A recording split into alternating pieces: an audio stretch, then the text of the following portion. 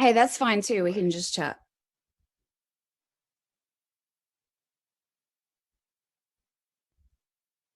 Yeah. Dude, that's cool because that means I can get drunker if you're not going live. Something. Okay, we probably take notes of this because there's a couple topics we need to talk about. Do it.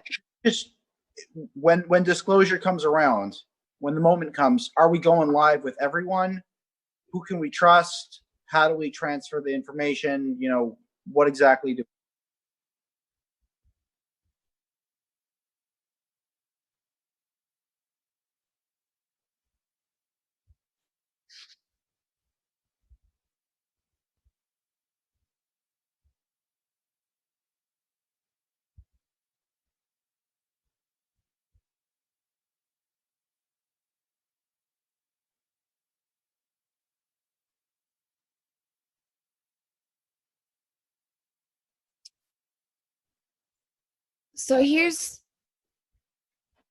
So my vision of disclosure, I like the library thing, sending it to libraries on a certain day. What I had sort of envisioned is I want to publish the paper on archive.com because you absolutely cannot publish this in a peer-reviewed journal because the peer review committee will laugh you out of there, but they'll send it to all of their friends. So no. So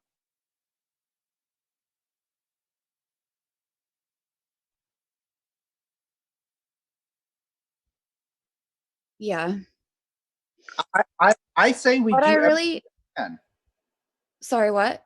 I say we do everything we possibly can. So Correct. we need to reach out. We need to have a group of all of the media vendors that we can possibly control and ask them all to pitch in, give them all the information all at once, and just spam the internet with it. We need partnerships well ahead of time. Period. Like you can't be calling these people to be like, "Can I disclose UFOs tomorrow?" You have to be like in talks with these people. And so we need to pick, Mark and I have been talking about this already. We need to pick the most credible person we can possibly get who will publish it and talk about it on TV. I was thinking Tucker Carlson. I was thinking Tucker Carlson needs to be the one. Tucker Carlson. I'm a big fan of Tucker Carlson. Yes. Let's call Rush Limbaugh. No, let's call Tucker Carlson.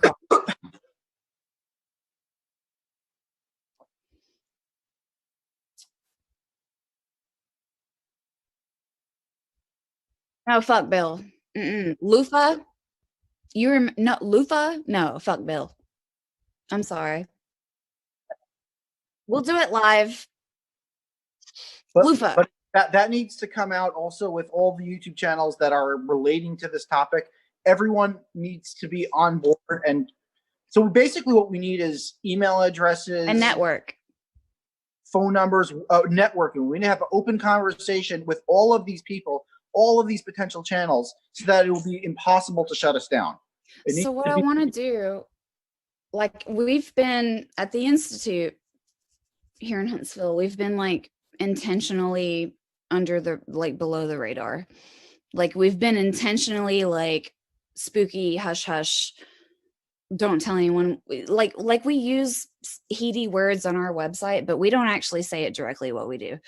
But like so I've kept my profile very low, like intentionally, and I even went as far as I removed the contact form from my website because I was getting so much fucking heat. It was just insane.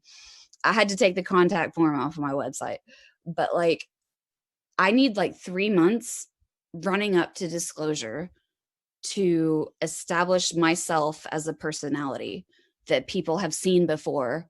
Before disclosure, they need to have seen me. There needs to be like in the Wayback Machine on the internet, you can go and find references to me online in the 3 months leading up to disclosure, because we need to publish it on archive. We need to have Tucker Carlson on a Friday night or maybe a Thursday night. He needs to announce we've got something big. There's a documentary on Netflix that is posted an hour from now, And there's a paper on archive.com that's dropping an hour from now. Amy, and the documentary and the paper need to go online at the same time. We need to contact Stephen Greer first because he needs to make the documentary. That's what takes the longest. Here's the thing about the documentary and why it's so crucial.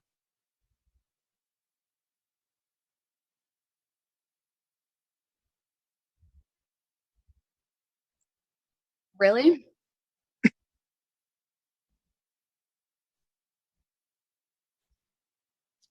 We need. Okay. I like that. Let me send you actually. My dad is on ResearchGate from years ago. I think I can chat in Zoom and I can send you a link to his ResearchGate profile because we could post it on his profile with him as the author, and then we could have that Tucker Carlson, send in that link. So let me see if I can find him here. And also this ResearchGate profile will give you an idea of like the background that this is coming from, right? So like disclosure is going to come out of Huntsville, Alabama, out of Redstone Arsenal. Redstone Arsenal in Huntsville, Alabama is the biggest fucking deal that you've never heard of. It's the biggest fucking deal that you have never heard of. And so we need a documentary to drop at the same time that establishes the credibility, because the fact is that we have deep and wide, extensive credibility that no one knows about because you're not supposed to know about it because it's in Alabama, it's obscure. You're not supposed to know about it. That's the point. So we need to establish credibility at the same time that we drop the paper. People that know what Huntsville is.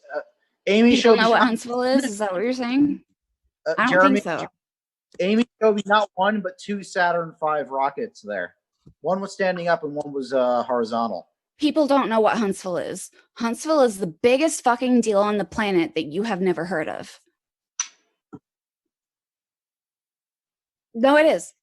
No, like Huntsville is the Silicon Valley of government national security technology and intelligence community technology and aerospace technology. Huntsville is like the hub. Like we are number 3 on the first strike launch list. If first strike happens, 3 targets, Huntsville will be one of them. Alabama. This is Alabama dude in the deep south. We're in the top 3 first strike. But and it's because you haven't heard of us. We're in the top 3 first strike because you haven't heard of us. That's why. It's on purpose. So we need to get that out there credibly before we disclose. Otherwise, it's like Alabama, podunk, redneck motherfuckers. They don't know anti-gravity. You know what I mean? Gah! Yeah, no, dude. I started the Institute for one reason. One reason, the Institute. I started it as a public-facing persona to disclose anti-gravity technology through, because I told Mark this. If you stick your neck out in public, at least someone notices if your head gets chopped off. If you stick your neck out in private, fuck you. They will bury you. They will burn down your house while you're sleeping in your bed, and it won't even make the news. That's why the Institute exists. So it's a platform of credibility and public-facing persona. So like, sorry, my laptop's falling. So I need to establish that like at least 3 months ahead of time, which is basically now, to be real. 3 months ahead of time is basically today. I need a documentary fucking ASAP. And the reason I need the documentary, fucked up. It's simple and it's fucked up at the same time.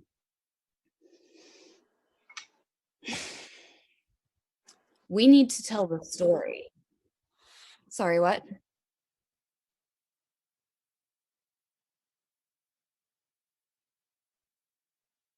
So the thing is,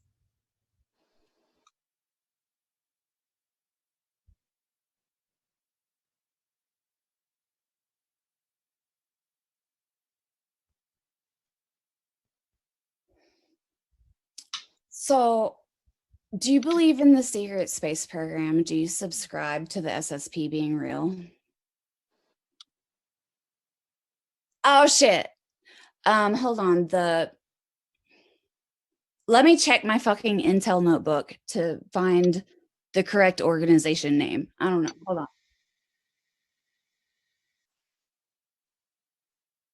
Navy.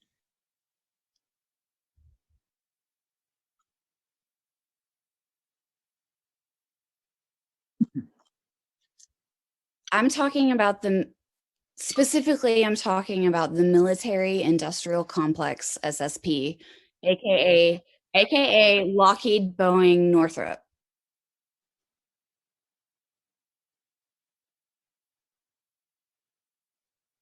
Yes.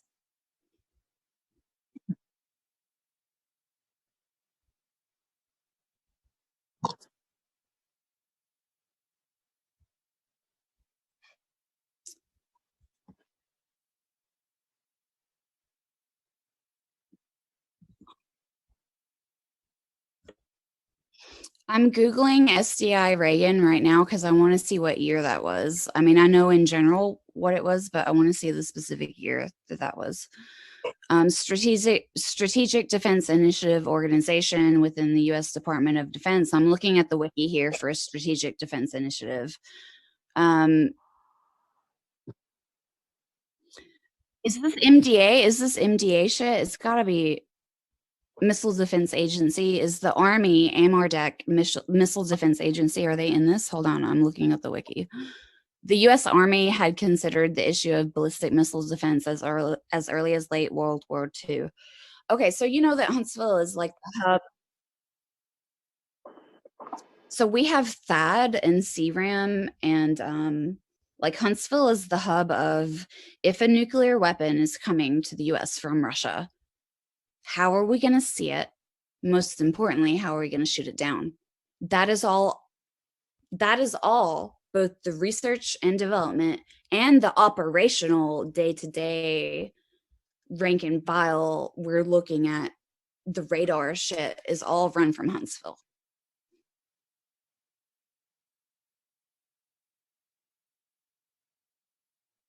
They would have to. They would have to. They have them here. They would have to have them there and on the West Coast.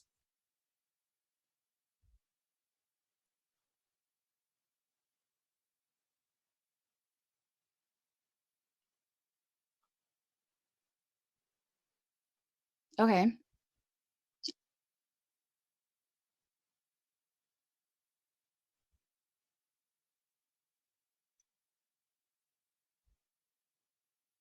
Wait, what city is this again? Okay. So I'm looking at this wiki and it's talking about lead up to SDI.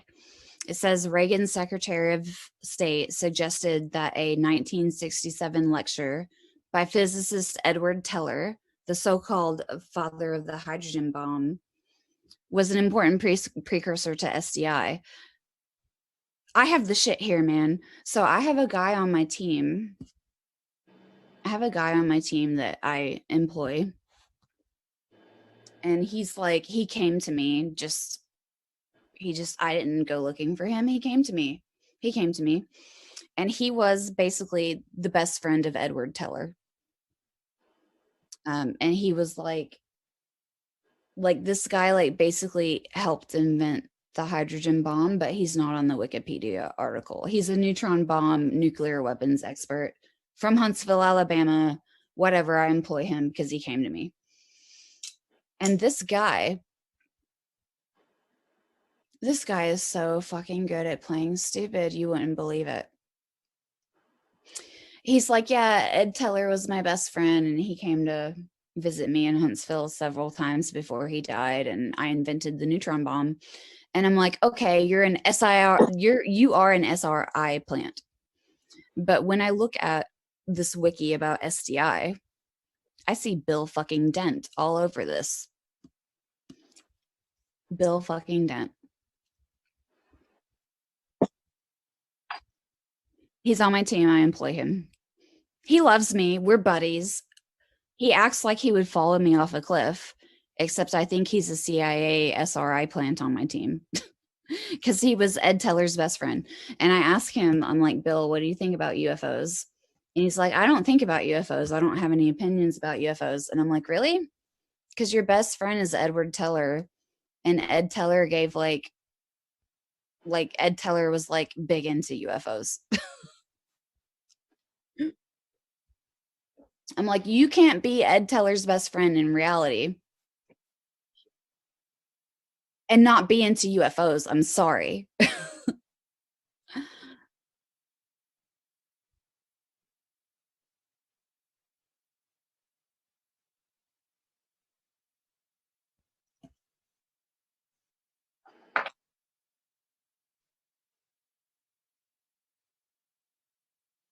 What state was it? Okay.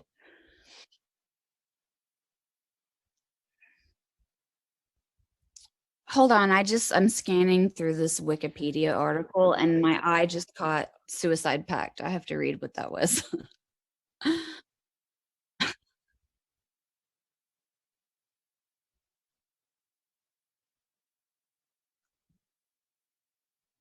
Let's talk about the neutron detecting device for the roadside bombs.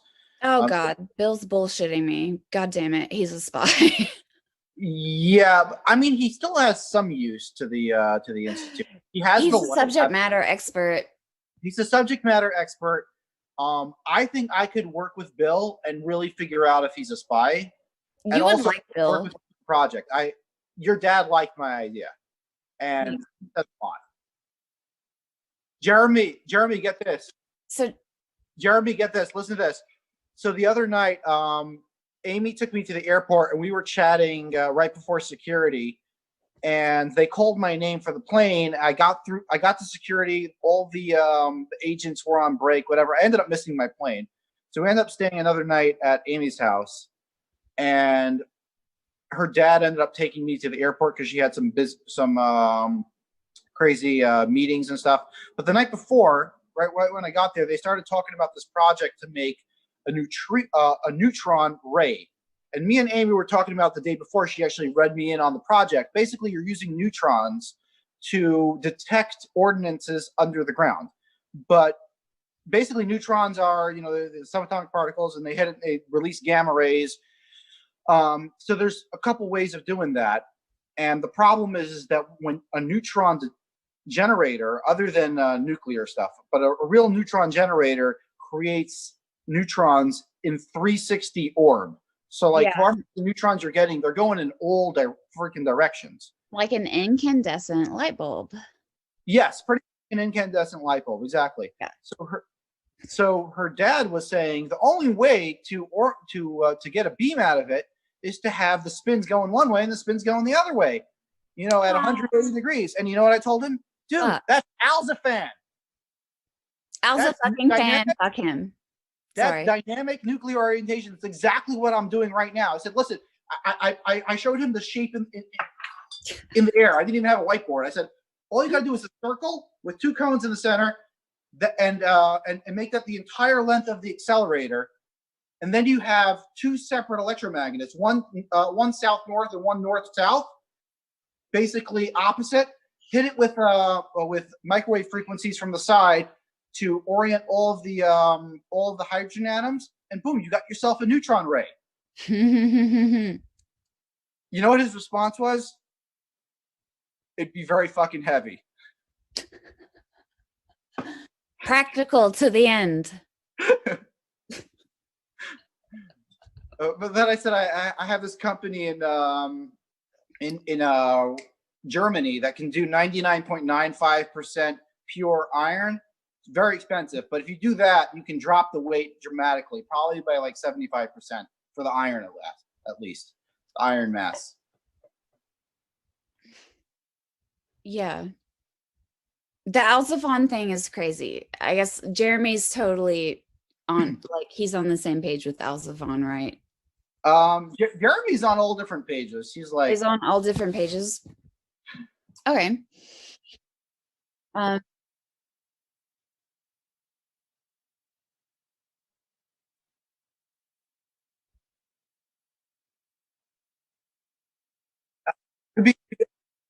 Jeremy, to be honest with you, what I think you're talking about with quasi crystals and all that stuff is the seventh force. That's like much more advanced stuff than what we're going to be capable of doing right now. Jeremy, are you aware that there are 8 forces of nature? 8. I can name them. Would you like me to name them? The 4 and gravity. The 5th is arguably, contentiously, the Higgs force from the Higgs boson, which who the fuck cares? I don't. And then number 6, number 6 is anti-gravity. The 6th force is anti-gravity. That's what my group has a mathematical equation to physically describe. We have 6th force on lockdown. And then 7th force is basically energy into matter into energy, which sounds like what? A portal, man. If you can energy matter, you can like download yourself into a new whatever through a portal. Yeah, it's starting.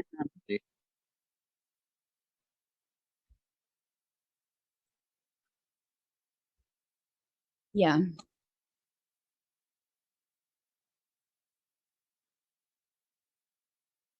Diracal, how do you spell that? Let me Google that. What is that? Oh, Dirac holes, Holes. Okay, I got it. Thank you. I'm Googling. Go ahead.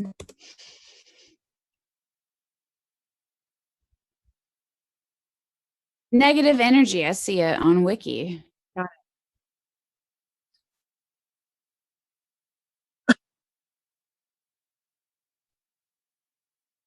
it. For Alcubierre, yes. But for other shit, no.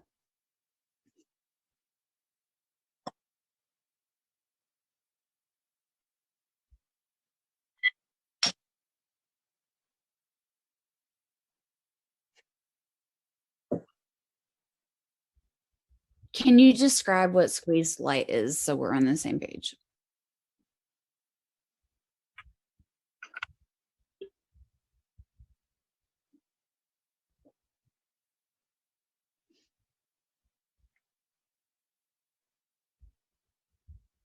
Oh, Dirac hole theory is beta decay stuff. Okay.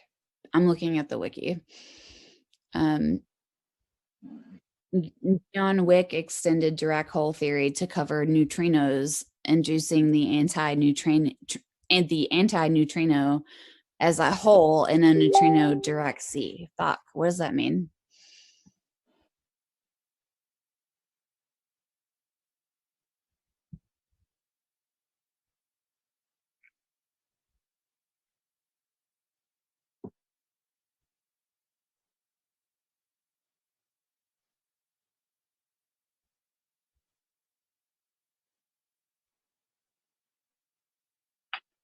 Keep talking. I can hear you, but I'm standing up to wander around. I can hear you.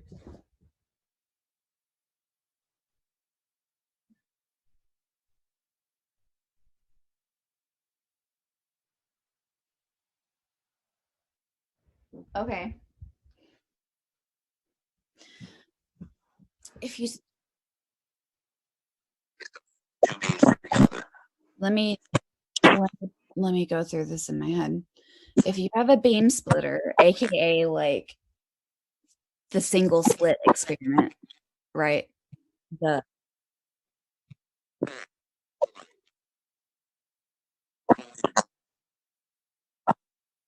they're gonna cancel out to fucking zero, man.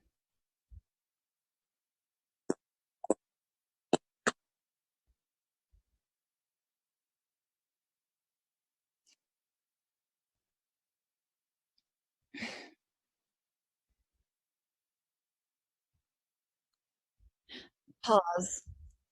I would like to make a prediction about what you're about to say. I could be wrong. I'm probably wrong. Are you about to tell me that the electron is interdimensional?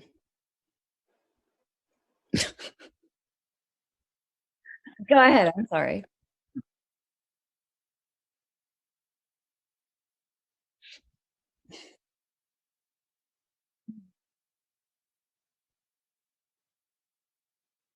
Mhm.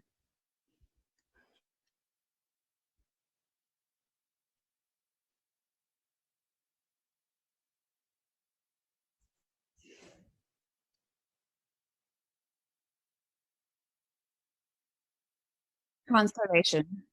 Got it. What kind of momentum?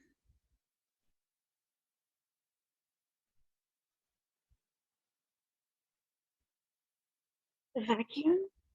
Does it go into the vacuum?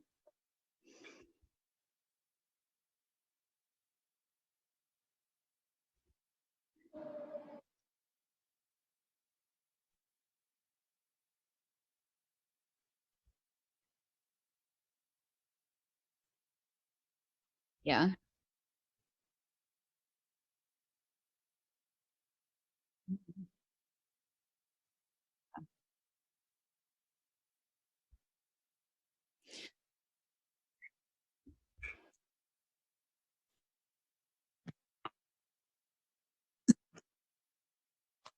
Okay.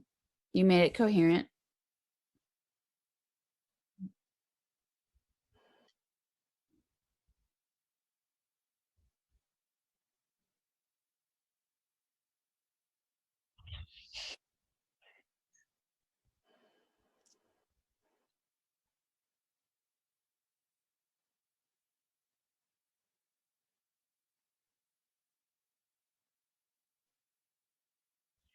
Are you talking about like absolute zero for like, I don't know, not temperature, but maybe delta G or something? Like absolute zero for energy. Now I see your face. I'm gonna go. I have a steak and green beans and freaking wedged potatoes in the microwave if I walk to the kitchen and get it. Oh, oh, geez, I forgot about it until just now. I put it in the microwave. I pressed the button. I walked away. I forgot about it. I smoked a bowl. I'm gonna go get my steak. I'll be right back. Continue. I'll be right back. I can hear you. Well, just give me a sec. I'll be right back.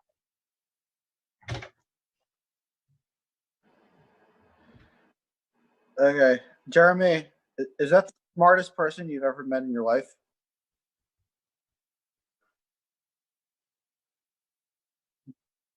But she's definitely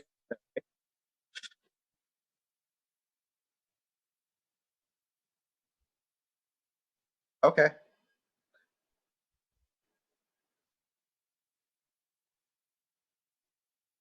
Jeremy, you got to understand your place over here. You are the entertainment. You're gonna be putting together a beautiful piece of content for people to watch. That's your job. You got to be the interviewer. You got to make it cool. You got to make it exciting. All we're after is a piece of media. So if that means shutting up and letting her talk a little bit more or interjecting here and there, that's fine, But you got to think of it from the perspective of what are people watching right now? What are they hearing? You got to make sure your microphone is set.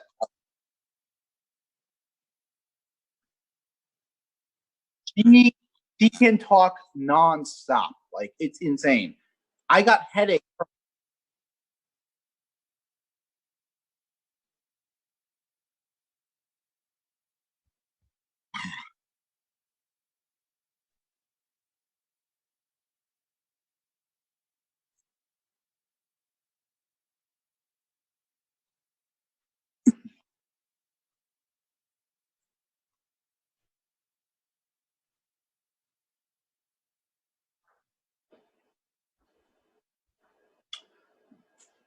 I don't know.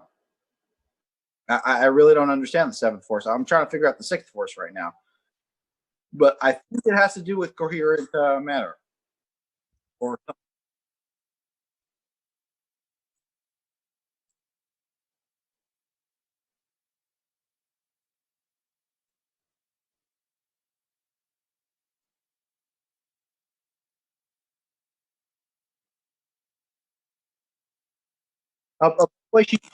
she's pretty sure that Ken Wheeler Ah, Ken Wheeler. Sorry, I'm back. I have a Ken fucking Wheeler. I know Ken Wheeler has, according to Amy, Ken Wheeler has real anti-gravity. And he's a honeypot. He brings the bugs in and swats them. So, like, don't contact him. Ken Wheeler is a honeypot. Ken Wheeler's a honeypot. Ken Wheeler is a honeypot. Yes. So the NSA, according to my secret space program, time traveling, katana wielding, chess playing, Japanese, like genetically engineered fucking sources. I don't know. If you believe that guy, he says that the NSA has a list of 5 people that have independently discovered what is colloquially but inaccurately called anti-gravity. They have a list of 5 people for the NSA. And he says, well, he told me some of them, and I think I filled in the blanks for the rest of them. So Tesla, he says, is the first. Obvi. Whatever. Tesla's no, fuck him. Fuck Elon. I have a consultant that was his propulsion head, whatever. I'll tell you about Elon. But no, Tesla was the first. And then I'm pretty sure the next one was Podeknov, I'm pretty sure. I think Eugene has it.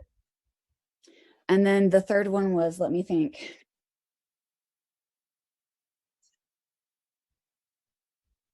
Is it in the Ron K list or somewhere else?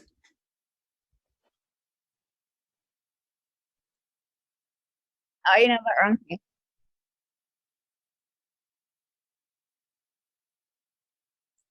Reset. Jesus! Hannibal. Ah.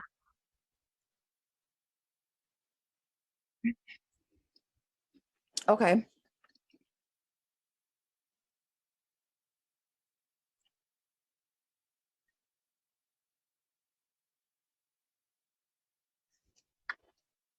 I'm chewing my steak. The Hannibal saucer. So I've got the katana wielding time traveling soldier. His name is he's Dan Cooper. Dan Cooper. You can Google him.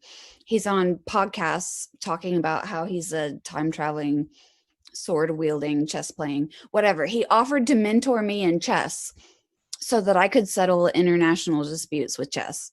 I'm not even joking. He's crazy. So he's one of my SSP contacts, allegedly. The other one, I've got this guy in Milwaukee who's German, and he says his uncle created the Hannibal saucer, and his last name is Hahn, so it's feasible. His last name is Hahn. He's at the University of Milwaukee, and he's like, yeah, my great uncle invented the Hannibal saucer. And I think that's real. I think that's real. But so I think Tesla had it, Eugene had it, Ken Wheeler, of course, has it. Ken Wheeler has it. I'm sorry, he does. Dan Cooper, who's the source of this info, says he also has it, independently discovered. Dan Cooper, katana wielding, time traveling, whatever. And the fifth one supposedly, according to this SSP katana wielding dude, is my dad, to independently discover anti-gravity. And this dude, this katana wielding dude, made a really big deal about, he was like, okay, listen to me. It's been independently discovered 4 other times. He said it has been suppressed every single fucking time. And he said, I don't think they're going to suppress it this time. He said, I think you're in the clear. He said, they obviously know about you because I've had multiple, both protective and threatening interactions with various agency affiliations, whatever. He was like, if you haven't had a US government agent come to you and say, stop, shut the fuck up, stop, shut the fuck up. If that hasn't happened, they're going to let you do it. They're going to let you do it this time. He said it's been suppressed every other time. This time, they're waiting for someone to publish. They're ready. They're waiting. They're like there are SSP motherfuckers that are fucking twiddling their thumbs. Like, is Amy not going to publish soon? Gah, we've been influencing this bitch forever. Doesn't she know we want her to publish? Jesus. Like, there's multiple people doing that right now. And on the other side of the fence, there's multiple parties looking at each other like, didn't we tell this bitch 3 years ago that we kill people for this? Is she not listening? What is she doing? She's still doing it? What? We told her we were going to kill her 3 years ago. So I have these two different scenarios floating constantly in my life where I have people being like, do it, do it, do it. You're the one, do it. And then I have multiple people being like, they're going to kill you. Don't do it. They're going to kill you. I have like multiple of these whispers in my ears. I can't even describe it. It's crazy. And then I even have the people that are like, this happens too. They're like, they kill people for this, right? And then they're like, because you're a young woman, they're going to rape you before they kill you too. And I have people digging through my panty drawer, breaking into my apartment, digging through my panty drawer so that I notice. Like, I have crazy fucking threats going on right now. It's stressing me out. It's stressing me out, dude. I'm stressed. Jeremy, we saw it in real life. We went down to the to a Walmart Supercenter, and Amy had in her mind to go get this the nicotine patches. She actually mentioned it to me at the apartment. And I know they are.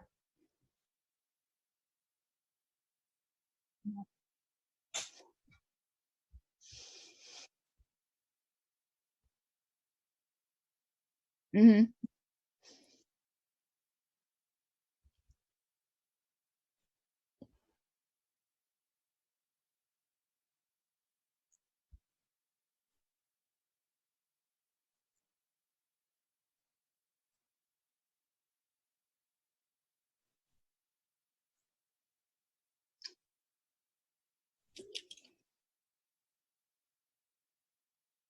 Um, there excellent, are. Jeremy. Amy plans on coming down for the Alzaphen experiment. Can you have those cameras on hand to give her physically? I don't know if they're checking the mail. They're definitely.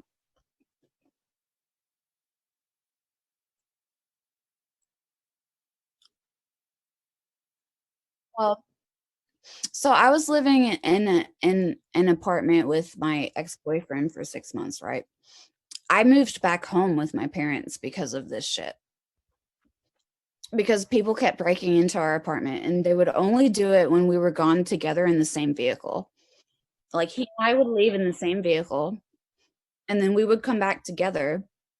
The first time we noticed the break-in, we came home and there was a micro USB charger plugged into the wall, left there, cut in half with a knife, with the wire exposed on, and like both halves, like half of it is plugged into the wall and half of it is just sitting on the counter and it's cut in half with a knife. What the fuck? What the fuck? The second time we noticed someone had been in the apartment is really fucking weird, because the night previous, it was like in the summer, and he had opened the bedroom window, the master bedroom window, to let the breeze in because he was hot. And I said, you know what? I'm really cold. Can you please, we were going to bed. I was like, I'm really cold. Can you please close the window? Because I feel the breeze. It's making me cold. And he said, yeah, I'll close it. And he pretended to close it, but he didn't. And the next morning, I noticed the window's still open. Motherfucker lied to me. He said that he closed the window, but he didn't. But at that point, it was hot, so I left it open and I left. He was gone to work. I noticed the window was still open. I go to work, I leave it open. I come back like an hour later and the window is closed. Like, somebody witnessed that interaction, that I asked him to close the window and he didn't. He lied to me. He said he closed it. He didn't. I noticed it was open the next morning. I left without closing it. I came back before he came back. The window is closed. because somebody was like, I'm gonna close this window for this girl. She asked him to close it. He lied. He didn't. I'm gonna go close it right now. It wasn't him. He was at work. The third time we noticed someone had broken in, he plugged in a pair of Bluetooth headphones to charge into a micro USB right as we left. We go to the bar. It's like a Sunday afternoon. We go to the bar and we work for a while together in one car. We come back. The headphones are unplugged. They're exactly where we left them. He plugged them in at 36% battery. We left. We come back. They're unplugged. They're at 36% battery, which means someone unplugged them almost immediately after we left. And so I'm like, that's weird. What are they dicking with the headphones for? I walk into our bedroom. And my panty drawer has been dug through, and there are pairs thrown on the floor so that I will notice that my panty drawer has been dug through. And I'm like, I'm pissed now. They're not panties that you wore, right? No, like they dug through the drawer. Like every girl has impractical panties that she gets for like bridal showers, birthdays, bachelorette parties. You have your fucking, you never wear them. They're in the bottom of your panty drawer. You forget about them. They dug through my panty drawer and they pulled out the impractical ones. They pulled out the impractical ones I never wear and they threw them on the floor so I would notice. And I was like, I'm fucking pissed now.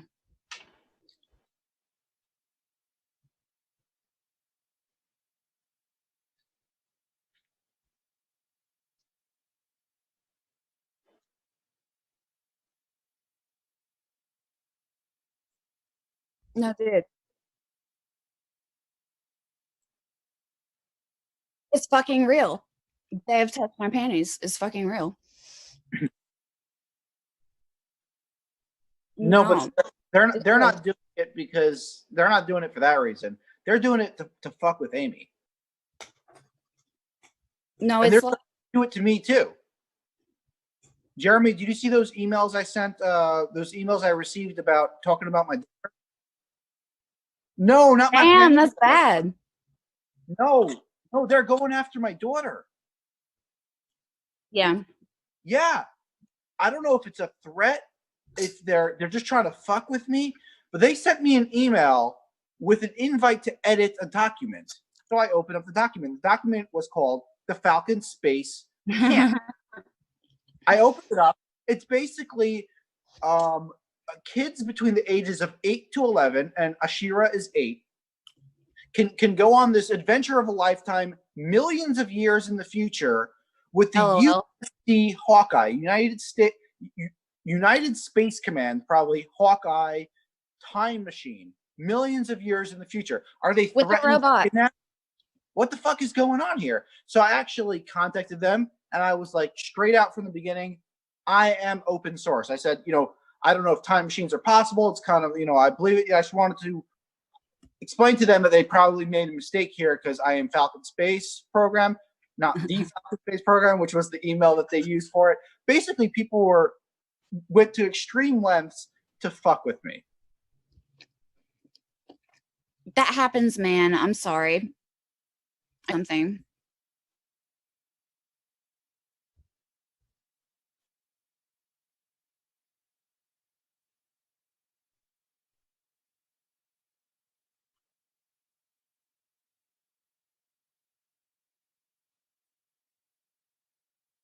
Okay.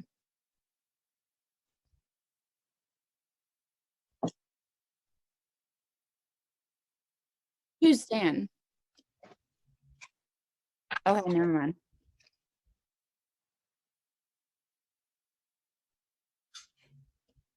Yep.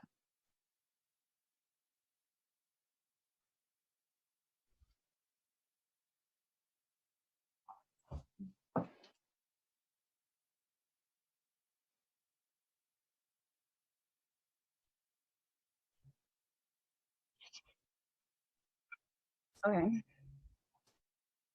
Have you seen one? Yes. What have you seen? Why are you into this? What's your reason? What's your motivation? What have you seen? What do you know from like childhood?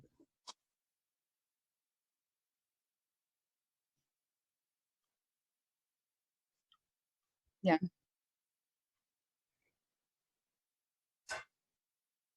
Yeah.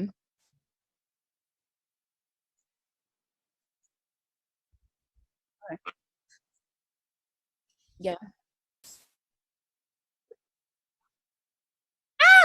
I love that book.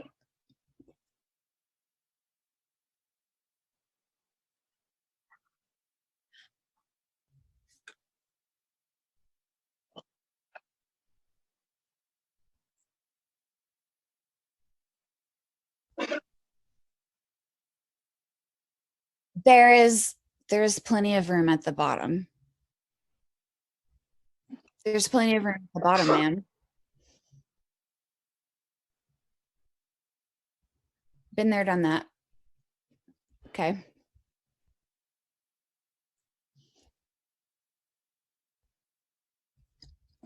I've got it printed here somewhere from like a decade ago.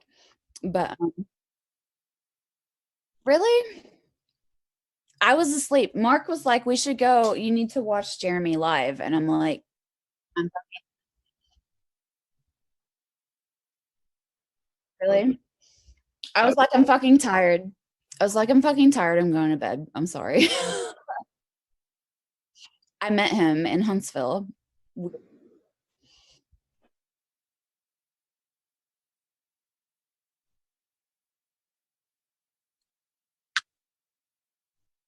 Oh, whatever. I took them to drinks that night. Hal and Lue. I don't know. You maybe don't know my history. Um, Hal has been to my house like 3 times, like to my personal home. I was living in Seattle for like 3 or 4 years. I was doing the entrepreneur thing. I had like an encryption company where I was like doing encrypted, like uh end-to-end encrypted file storage stuff for like privacy, security, whatever. And so I was in Seattle and my dad got poached by this weird ass investor. Long story. Weird ass investor poached my dad out of NASA. And this weird ass investor who lives in Austin, Texas, he's a real estate investor in Austin, Texas, made all his money doing real estate for GE in Moscow, whatever. This guy, this investor brings Hal to our house 3 times. I was present for one of the times. I happened to be home from Seattle at the same time that Hal came over. And I sat with him in my dining room over there at the dining room table, and he was talking about ultra terrestrials. And basically, ultra terrestrials are like, he talks about extraterrestrial. Extra implies that they're from somewhere else, from the outside. Extra implies they're from not here, from outside. Ultra, ultra terrestrial. They're from the doll universe. They're not necessarily from the outside, they're from here. Oh. They're So from they're like ascended beings, no, or so then they're you, high no, IQ. no, What are they? they're not ascended.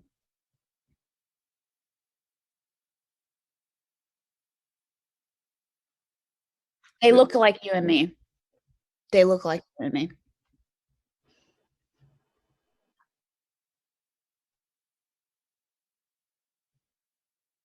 If you don't know, I don't know. Am I one? I don't know. I was born in Huntsville, Alabama, in the West Wing of Huntsville Hospital in Madison County, Alabama. On a Saturday around midnight, I was born. I don't know. I'm a Virgo. So I was told.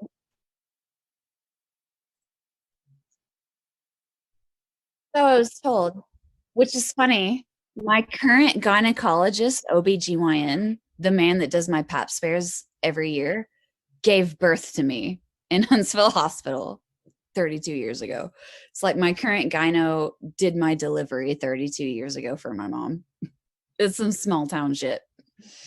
But no, so Hal talks about ultra terrestrials and they're from here, but ultra, why are they so much better? Why are they so much better from here? It's not anymore, yeah. Yeah.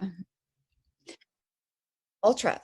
They're from here, but why are they so much better? Do you have a guess? Ultra. I've never Googled it. I don't know. I sat at my dining room table. The man was talking about ultra terrestrials. I've never Googled it. I don't know.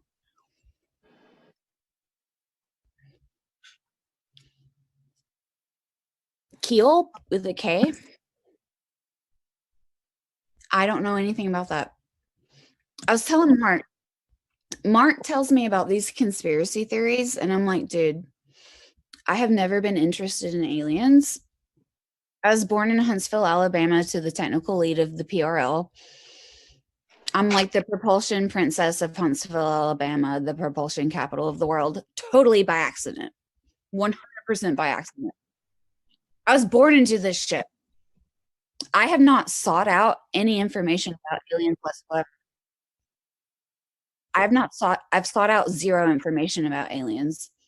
Everything I know is from direct experience. Everything I know is from direct experience and people I know being like, dude, have you heard about the aliens? I have this evidence, smoking gun. I have never Googled aliens ever. I don't know what the current theories are. I have no.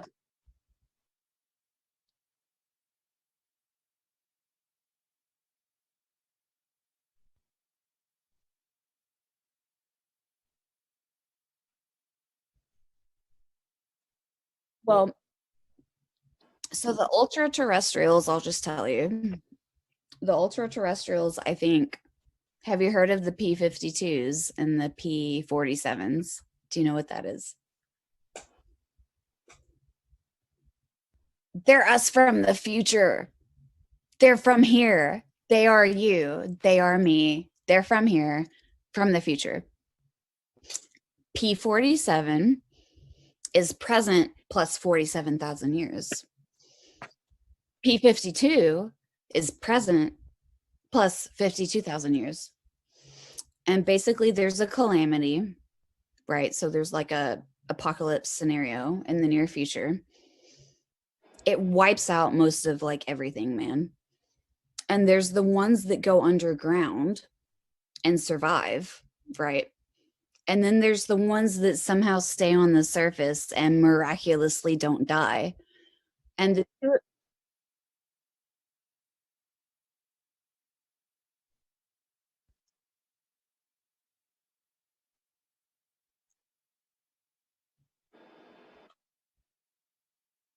okay. Mm-hmm.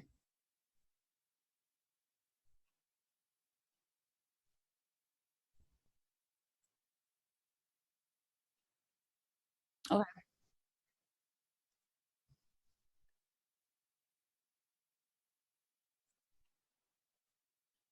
Mm-hmm.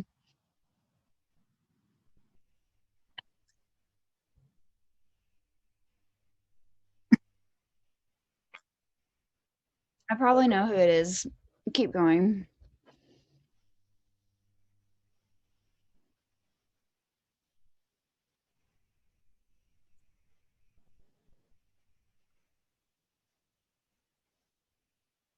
Well, I mean, I can probably tell you who he works for. That's not Lockheed. If you give me more detail, I've never heard of the man. If you give me more detail, I can tell you who he works for. I Michael at Alien Con. He seemed like a pretty dear kind of guy. He's very shy and timid, and I don't think he's really working for anybody. He's just an historian. Like he doesn't really care about the current affairs. He's an historian of the facts. He's like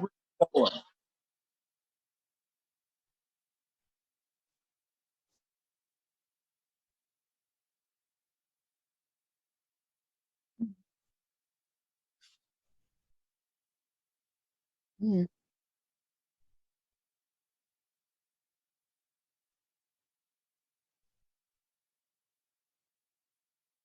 Uh-huh.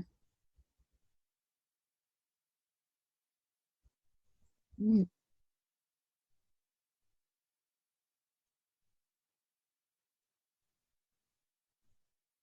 He works for Northrop. Northrop. He works for Northrop. North here. Dude. Northrop. Lockheed fucking no. Boeing fucking no. Northrop is Northrop.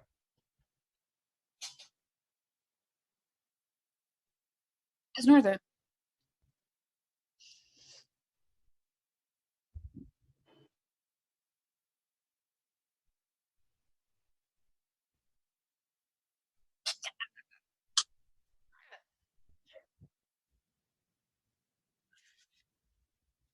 Ah, keep talking. I'm listening.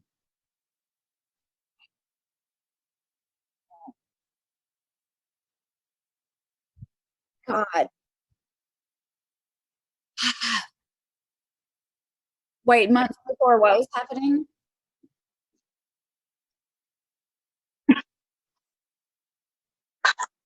Okay. Where does he live? And was he hinting at Corona in November?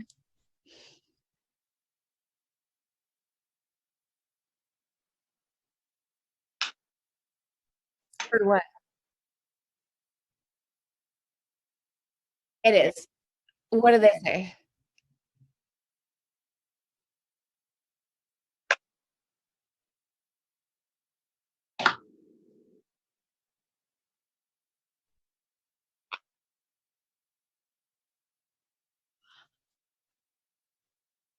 When? The shit was popping off when? June? You know what? I'm looking at my Outlook calendar right now to see what I was doing in November. I can tell you right now, I had Corona in November of last year. That's a long story. That's a long story. I had Corona in November of last year. Uh,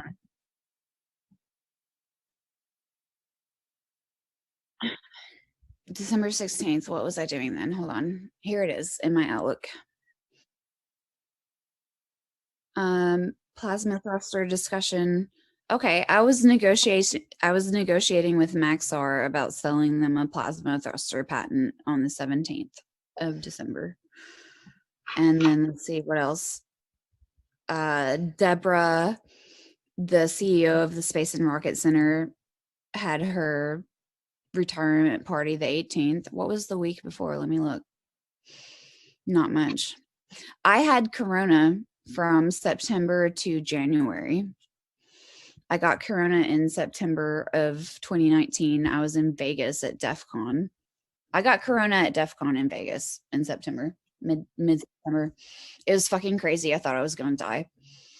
Like, I was telling all my business partners, like, oh my God, I have this gnarly flu. It's the worst ever. I've never experienced such a thing.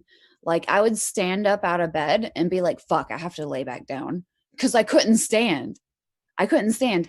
I was like cruising around the apartment. Like, you know how toddlers like cruise, like hanging onto the furniture, walking. I was doing that. I was cruising around the living room. I couldn't stand up straight. Like, I was walking bent over. I was so short of breath. I was getting palpitations taking the trash out. From September to January of last year, I got it at DEF CON. And like my boyfriend and I, that we were living together, my boyfriend and I at the time, he had it too. He had the rash over his eye. I had the rash on, it was like on the inside of my thighs. I had a rash 3 times. I did 3 packs of prednisone to get rid of the rash. And then it started with the vomiting. The vomiting was fucking crazy. My boyfriend and I, my ex and I, we vomited every day. If he didn't vomit, I vomited. If I didn't vomit, he vomited from September to January of last year. And I finally got the respiratory thing in November.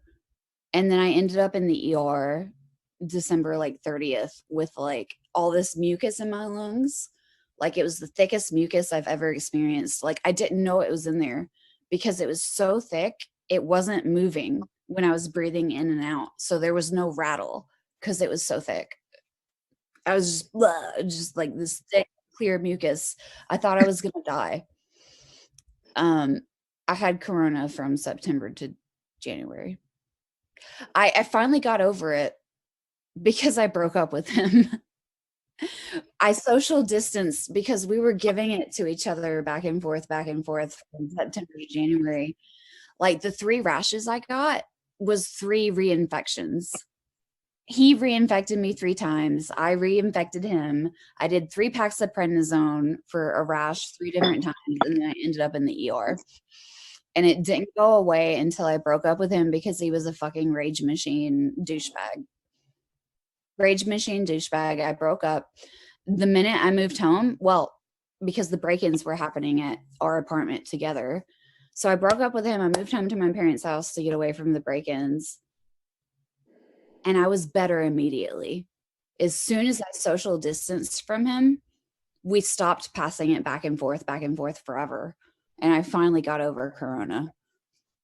And like now I have like post-corona complications that really fucking suck.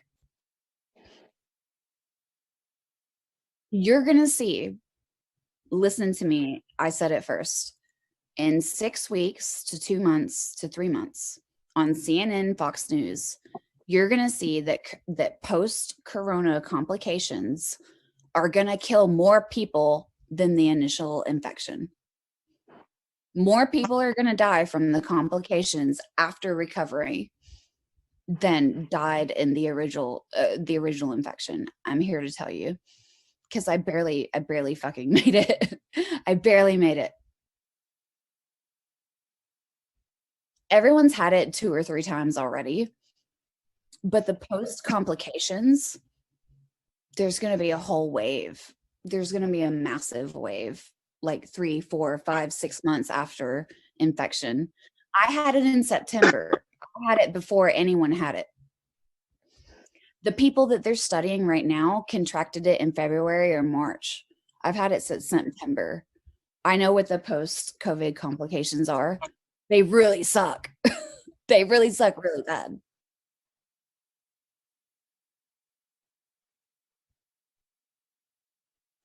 I was at DEF CON in Vegas mid-September.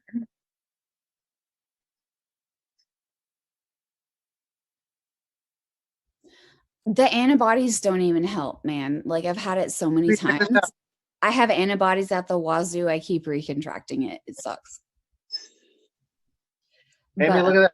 I got a gyroscope on 2 edges like that, basically at a 90-degree angle. I just have this inspiration right now. See what happens when you spin them around. Look at that. He's getting me off corona. He's like, okay, let's take Amy off her corona like soapbox right now. Doesn't matter. When you think negative, you create negative. When you think negative, you create. And I'm so tired of corona, it's killing me. What? I had beers with a Chinese hacker from Wuhan at DEF CON. I still have his number in my phone. I should text him and be like, yo, what's your name, Chinese hacker? Did you get corona? Did you give me corona? Are you still? I should text him and be like, are you still alive, dude? Are you still alive? Question mark. Look, spin the axis around. Distraction. Just by going on the plane of the spin and shifting it a little bit, you can force. Do it. Do it. Let's not talk about Amy's health, okay? It sucks. Let's move on. Yes.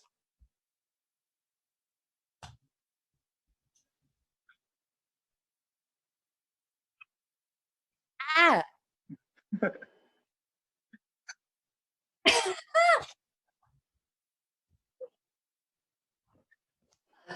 I'm sorry. I ragdolled because you said more.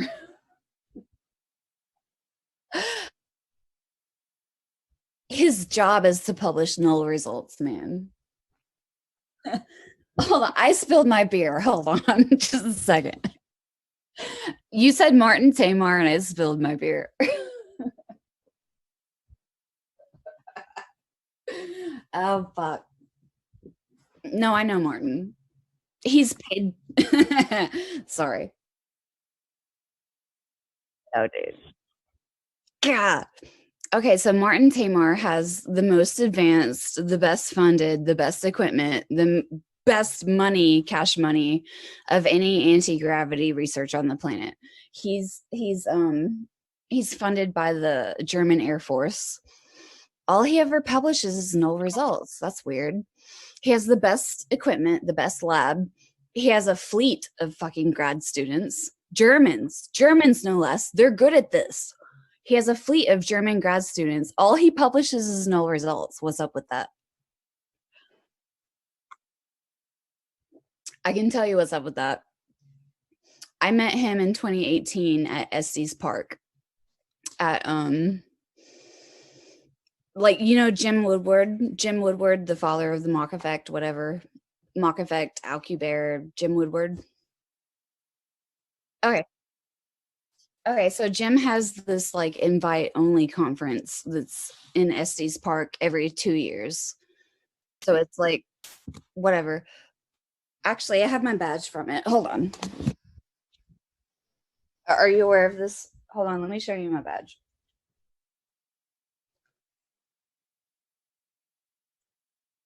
Oh man. Dude, I don't know. I don't see my badge. But anyway, Tony, fucking Tony Robertson, Glenn Anthony, whatever. He invited me to Estes Park in 2018. And I went with Chantel, who's she's chief research officer of geometric energy in Calgary, Alberta. I don't know if you know who Sam and Chantel are, Canadians, whatever. They're my business partners. Chantel and I went to this conference in Estes Park in 2018. And wait. You got to introduce Sam. What? Sam, what's his last name again? His real Reed. Herzog. Reed / Herzog. His last name isn't really his last name, whatever.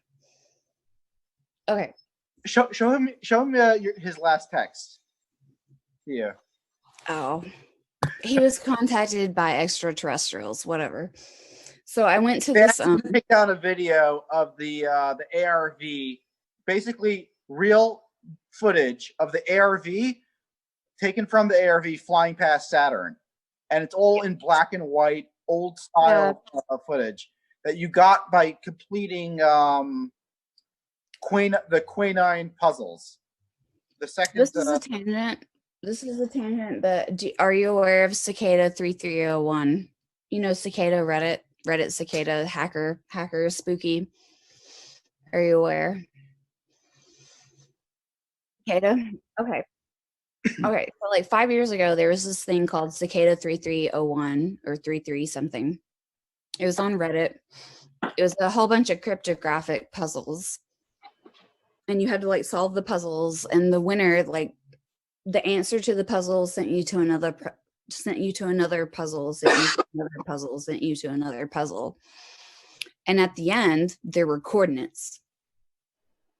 And whoever went to the coordinates got the fucking thumb drive, man. That was like 5 years ago. So like I'm in Seattle like 4 years ago, and this 21-year-old hacker dude that says he's Cosmo the God from this hacker group is like elite Jewish Nazi. And no, elite Jewish autistic hacking, like political activist hacking group. Whatever. He's like their main social engineer. He's 21. I meet him in Seattle, and he tells me about Cicada. And he actually vets me with Cicada. He like sends me the puzzles, and I don't even try because I'm like, dude, if you're trying to vet me based off of my ability to solve cryptographic puzzles, you're vetting me based off of the wrong criteria, man. You should vet me based off of relationships, not math. So I like didn't even try. But anyway, Cicada, people think is, no, I can do shit. Like my degree, I have a double degree in biology and chemistry. Chemistry is like, you know, I did quantum chemistry and organic chemistry and inorganic and NMR and blah, blah, blah, all the shit. And then I did like biotechnology. I almost finished a PhD in biotechnology. And well, it was biotechnology, bioscience, engineering. I was doing recombinant protein engineering for like gene therapy shit. Just to be clear, I think biology is probably the hardest. Yeah.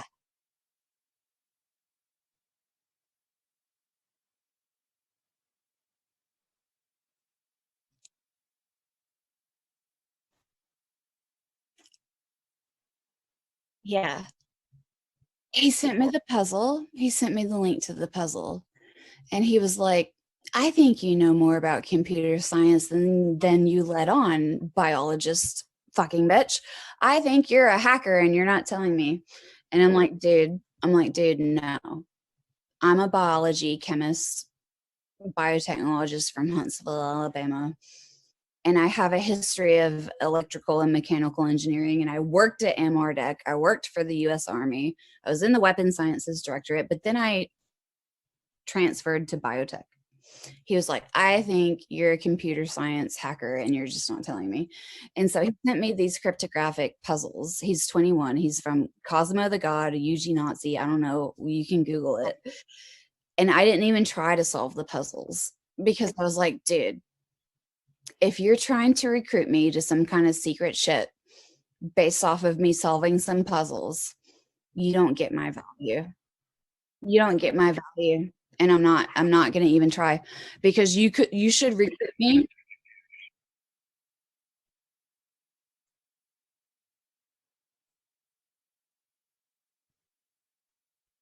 Yeah.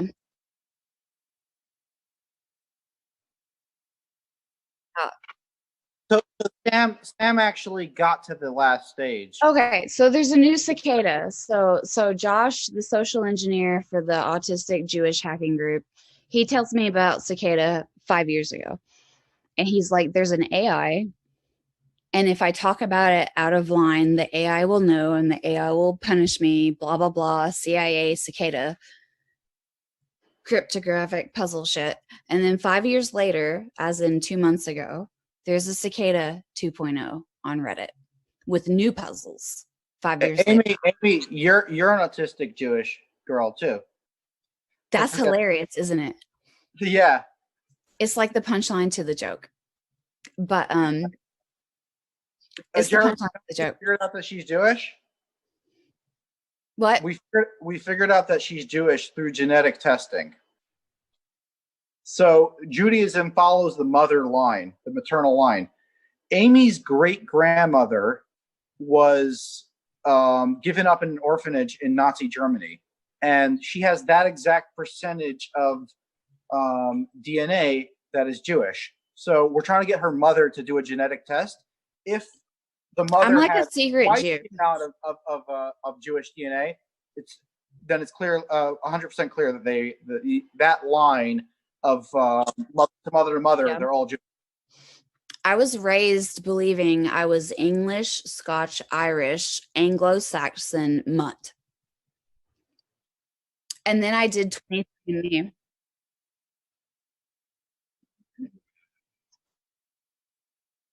Do 23andMe. I did 23andMe. I am 18% Ashkenazi Jew. 18%. And we have no previous knowledge of Jewish ancestry whatsoever. But my great grandmother grew up in an orphanage, and we have no history about her whatsoever.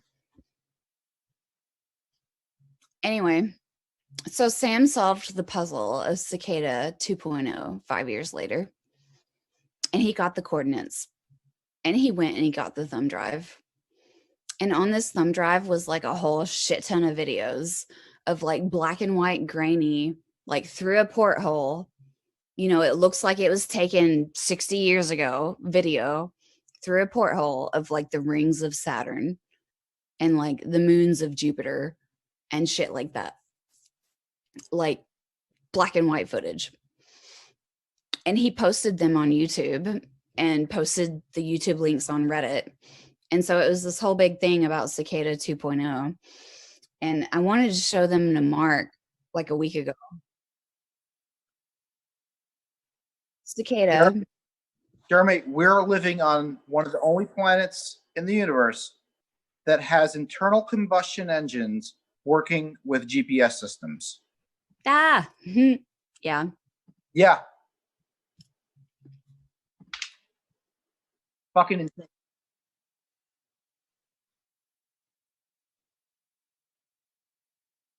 Yeah. I have to send you my business plan. I pontificate about this at length. And let me tell you, I'm in Huntsville, Alabama. I know I've said that several times. We're the Rocket City. We're the biggest deal you've never heard of.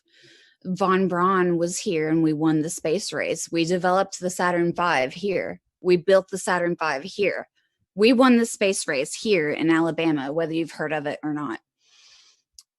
And I can tell you for a fact, so many prototypes. Only prototype built like this in the world. You turn it on the first time, it works exactly like you thought it would the first time. Great data. You apply for more funding to test it more thoroughly, they cancel it.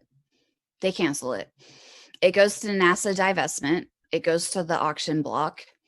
People bid on it, and literally scrap metal vendors win the bid and melt it down for scrap metal and sell it. We could be crazy far. We could be on the moons of Jupiter. We could be exploring Pluto that isn't even a planet anymore if we had spent money differently. I can tell you the names of so many NASA scientists that are depressed and they want to kill themselves because they have built prototype after prototype after prototype in Huntsville, Alabama. First in the world, never before seen, worked the first time you turned it on exactly like you thought.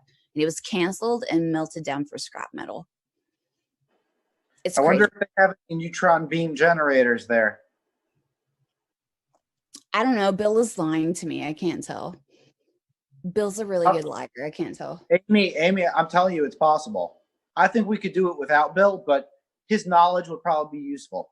I know we can do it without Bill. Bill is like on my team just to like test me and fuck me up, basically. Look at this.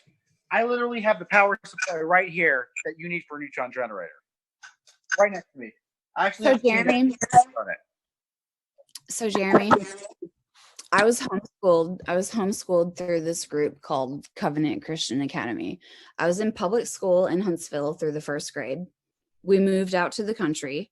I was in podunk fucking redneck middle of nowhere county school through the sixth grade. We got bullied out. It was awful. I homeschooled.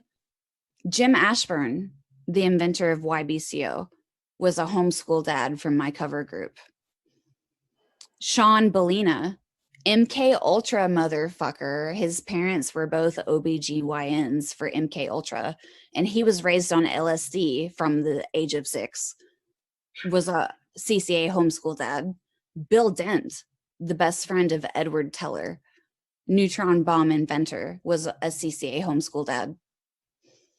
And like when we moved into our farm here in the middle of nowhere, Alabama, there was Mr. and Mrs. Dent next door, an elderly couple, grandma and grandpa. 25 years later, we meet Bill Dent. Those were his parents. His parents lived next door to us in the middle of fucking nowhere. And he's the inventor of the neutron bomb, the best friend of Ed Teller, and he's assigned to my team randomly. I didn't look for him. He joined my team randomly. Why did he live next door to me 25 years ago? That's weird. Like all of these people homeschooled through the same group that I graduated from.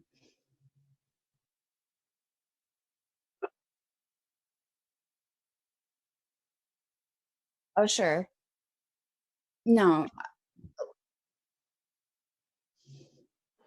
I can learn a new field in 3 months. Name a field. I don't care what it is. Engineering, science, physics, material science, math. language, That's biology. literature, arts, name a field. I will be an Biology. expert in 3 months. Amy, genetics. What? Genetics. I don't know. Like, all you need to know is how to learn. That's right. The most important skill in the universe. Genetics is the hardest field, and you will spend lifetimes learning genetics, not 3 months. Biology is so fucking hard.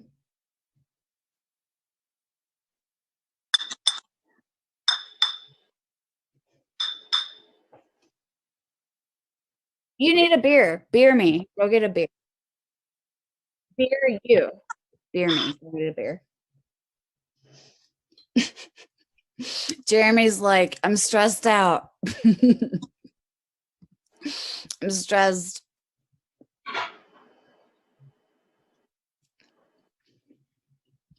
Sorry.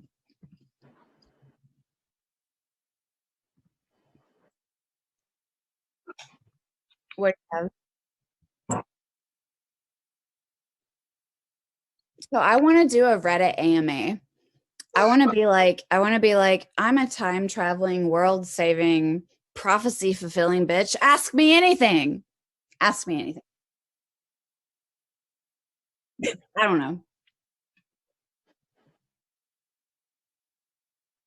Cool. Don't even, man. I've been in denial. I've been in denial until like, I don't know, a month ago. Denial was really rough.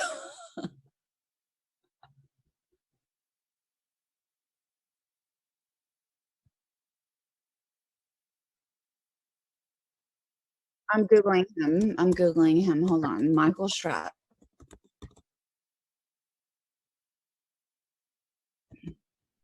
How do you spell Stratt? How do you spell Stratt? R-A-T-T. Got it. I'm Googling him. I'm not aware, but I'm going to find out. Private pilot, military aerospace historian, civilian intelligence operation. Sounds like him. Facebook. North or up top?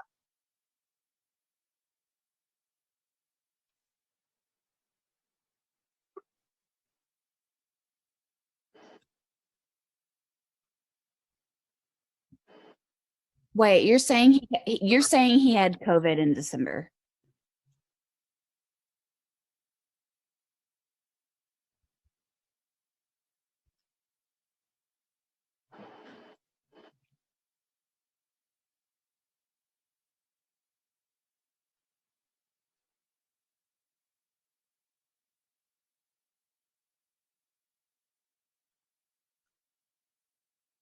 Okay. Michael Stratt, Contact in the Desert, speaker. Let me click on this. 2019. I've been to Contact in the Desert, except I haven't been. What?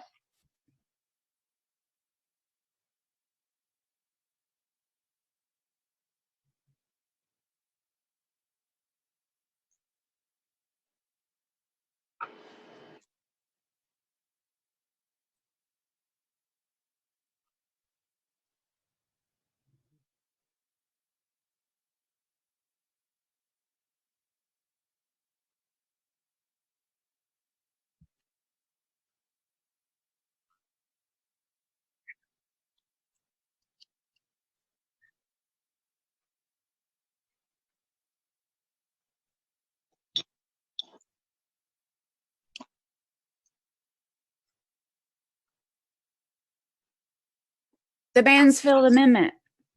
Sorry, the Mansfield Amendment killed it. Go ahead. The Mansfield Amendment.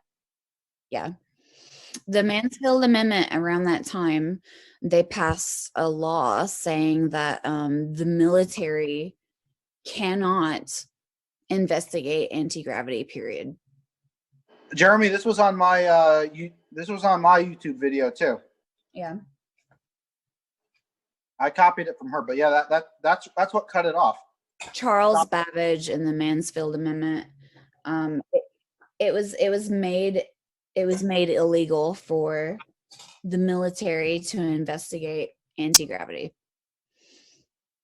That's weird. Why? The thing is, Jeremy, many labs around the country here have all of the equipment they need to prove anti-gravity without spending a penny. All they have to do is just know. Cough, Martin Tamar. Cough, cough, Martin Tamar. So I met Martin. I met Martin in 2018 at the Estes Park thing. And it was so fucking funny because Chantel and I like basically like sprung on him mercilessly. Like we had his papers printed out in our fucking backpacks. And we were like, hey, Martin, I've been reading your papers since I was in high school. My dad tried to get me to replicate Eugene's experiment when I was a fucking junior in high school. And I've read all your papers for the past 15 years, motherfucker. Hello, I'm aware of Eugene. And so Chantel and I, we approached Martin and we were like, hey, Eugene Podeknov, he uses a bilayer of YBCO. And we were like, dude, Martin, we have your paper right here in our fucking backpack that we're going to pull out and show to your face. And we're like, Martin, right here in the protocol, it says you used a monolayer, not a bilayer. And you reported no results.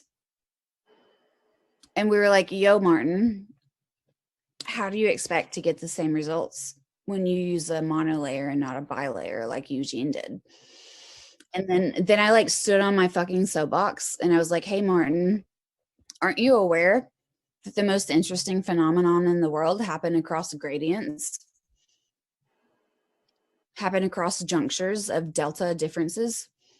And if you use a monolayer and not a bilayer, that your results might be different. And therefore, your null results using a YBCO monolayer are in fact irrelevant to Eugene's results using a YBCO bilayer. What did Martin say? He said, hey, if you have some samples, send them to me. I'll test them. I have some too. I'm not sending them to him. Fuck no. Basically, what you're trying to say is that basically that he published a null result on purpose.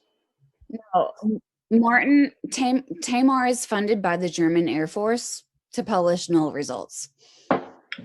That conference, that Jim Woodward conference, invite only, exclusive shit. It was basically Jim Woodward's grad students presenting for the Mach effect. And then it was like Martin Tamar's grad students presenting against the Mach effect. And then it was Spook fucking City. And that was the whole conference, basically. Spook fucking City. And like, that's where I met Jan Herzan. And he's like, hey, here's my room number. You should come have a slumber party with me. Kissy face, kissy face. You know, he actually told me he was going to that conference after I pestered him about anti-gravity in Jersey. When did you see him in Jersey? I got it on video. I sent it to you. Okay. That was last year? The audio is a little bit low, but check out that video of me asking him about anti-gravity. It's one of the pictures I sent, one of the videos. It's like 12, 13 minutes long. You got to turn up the volume too. Jan's like my buddy. He contacts me every 3 months just to see if I'm still single. Basically. That's my relationship with my relationship with Jan. He's like, are you still single? Kissy face. Like, you're the one, you should disclose. I believe in you. I'm your biggest fan. Kissy face. That's my relationship with Jan. I don't know. I can't make this shit up. Anyway.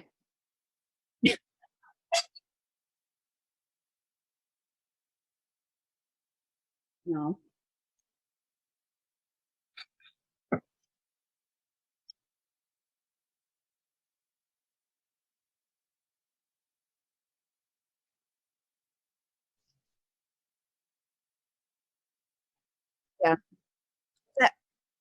Is that the recent one or the old one?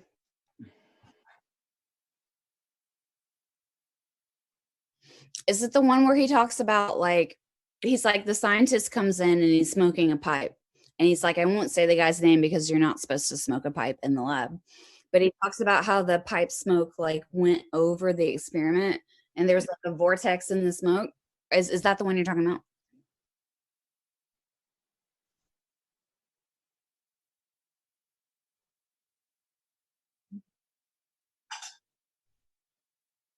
Oh shit.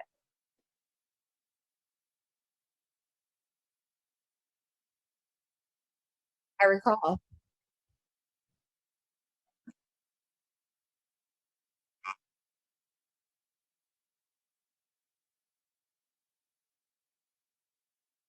Shit.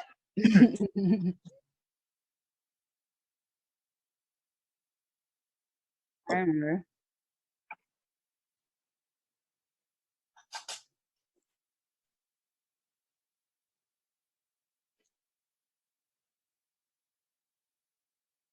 In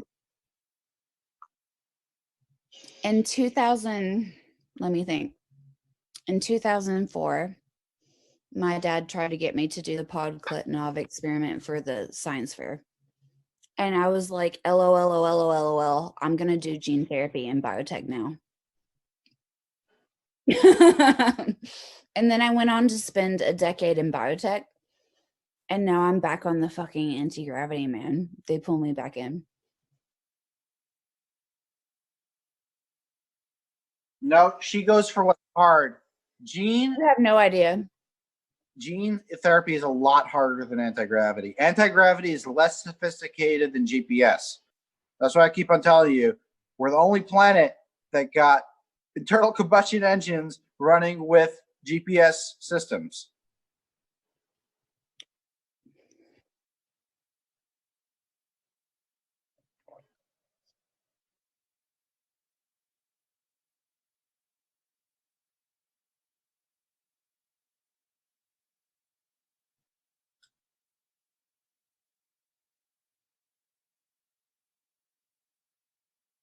Anti-gravity is a gross misnomer.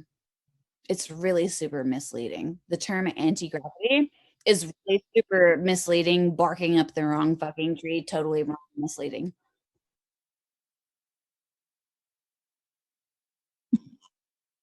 Fucking Tony.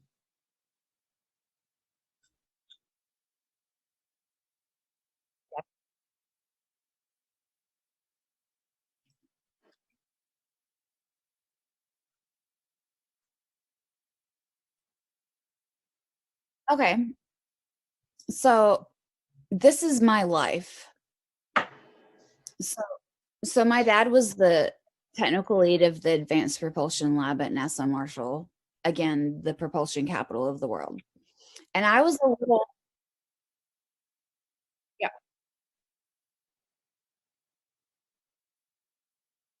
yeah, okay. So I was a little autistic girl and I was listening to my dad moan and complain about NASA being inefficient and about how we could like do anti-gravity if they fucking funded us for my entire life. My brain is wired from birth, my entire development. My brain developed under the conditions of listening to the technical lead of the Advanced Propulsion Lab of NASA Marshall, the propulsion capital of the world, complain about how no one was funding him and he had great ideas. That is how my brain formed, man. So, like, I know some shit about this shit. So, like, where are the others? I know them all.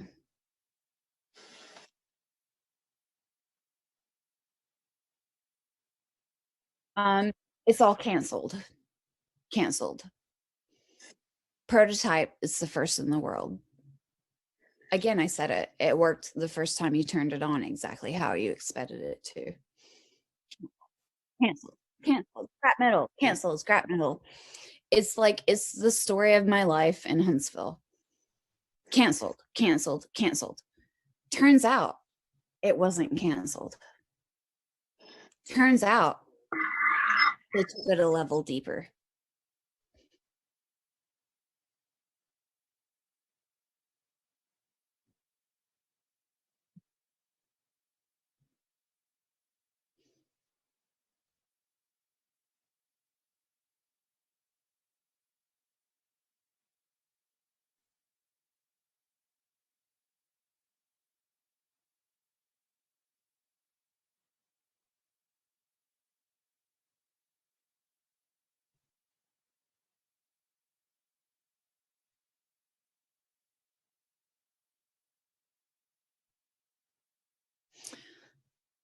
So, Mark,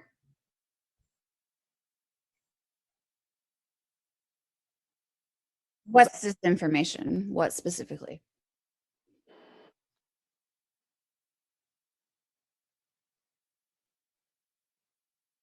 True, but not true. Yes. Yes, slash no.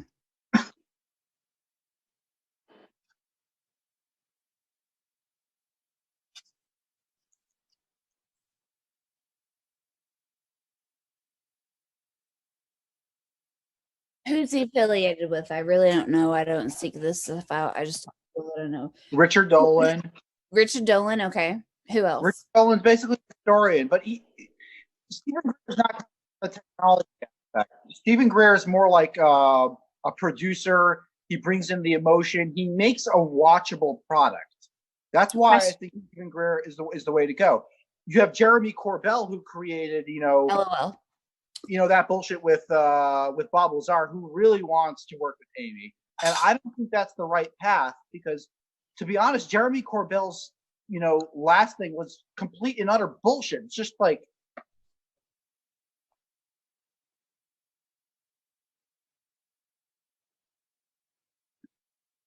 It's bullshit. basically what we're doing over here is we need to stop. No. Pause. Travis Tayler. I have a steak in my mouth. I'm sorry.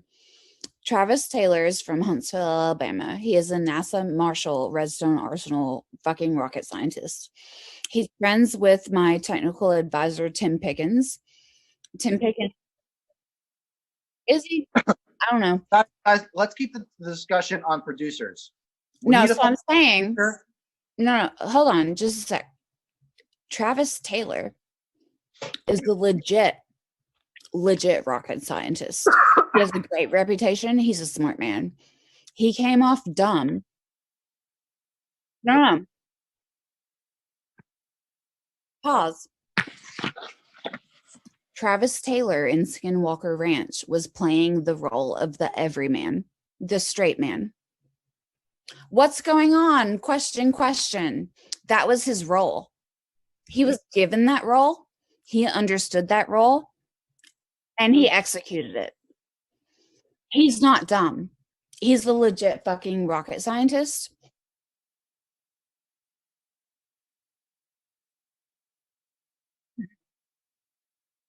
He's not. He was playing a character. Travis Tayler, whatever, I can't say it, in Skinwalker Ranch on the History Channel, he was playing the role of the audience, the straight man.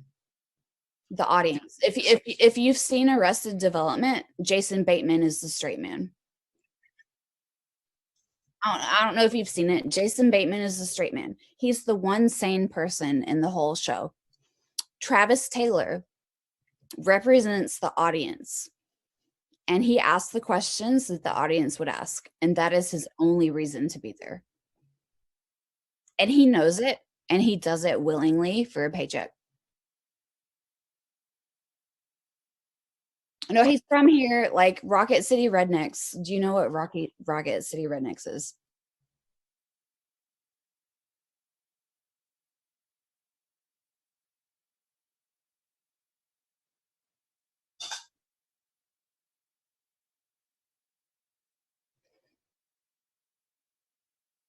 Sure.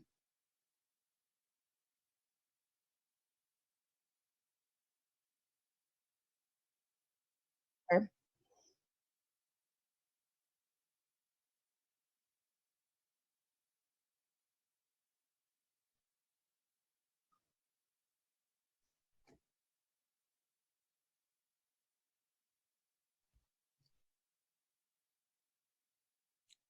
Sure.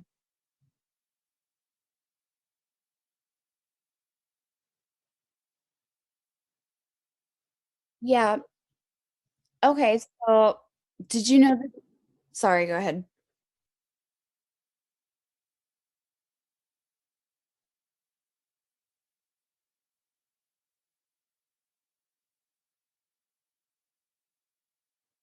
Script, script, paycheck, script, paycheck. Straight man represents the audience, script, paycheck. I'm sorry. Yeah, so he did a show for, I think it was the Travel Channel, called Rocket City Rednecks. And it was literally about rocket scientists in Huntsville, Alabama, because dude, the rocket scientists in Huntsville, Alabama are in fact the most advanced rocket scientists in the world. They are in fact also huge fucking rednecks, and it's hilarious as fuck. It's hilarious as fuck. And the Travel Channel made a show about this. I think there were 2 seasons, and Travis Tayler was like the VIP, like main character of that show. But like I have this other friend, Tim Pickins, and Tim Pickins was the he was the head of propulsion for Bigelow Aerospace, advanced research, whatever, Bigelow. And then before that, he was the head of propulsion for Virgin Galactic, Richard Branson, Spaceship One, whatever. But before that, he started at NASA Marshall on Redstone Arsenal in Huntsville, Alabama. And before that, his father trained under Von Braun, and his father came to the Advanced Propulsion Research Lab at NASA Marshall, Huntsville, Alabama, where my dad was technical lead, and he would fucking test spark gaps and shit for rocket ignition. Tim Pickens' dad. So like, I can give you the intergenerational. There's Paperclip 1.0, that's Von Braun and his peers. There's Paperclip 2.0. Those are the scientists trained by Von Braun and his peers, aka my dad. There's Paperclip 3.0. That's the millennials that were trained by the people that were trained by Von Braun. And that is me.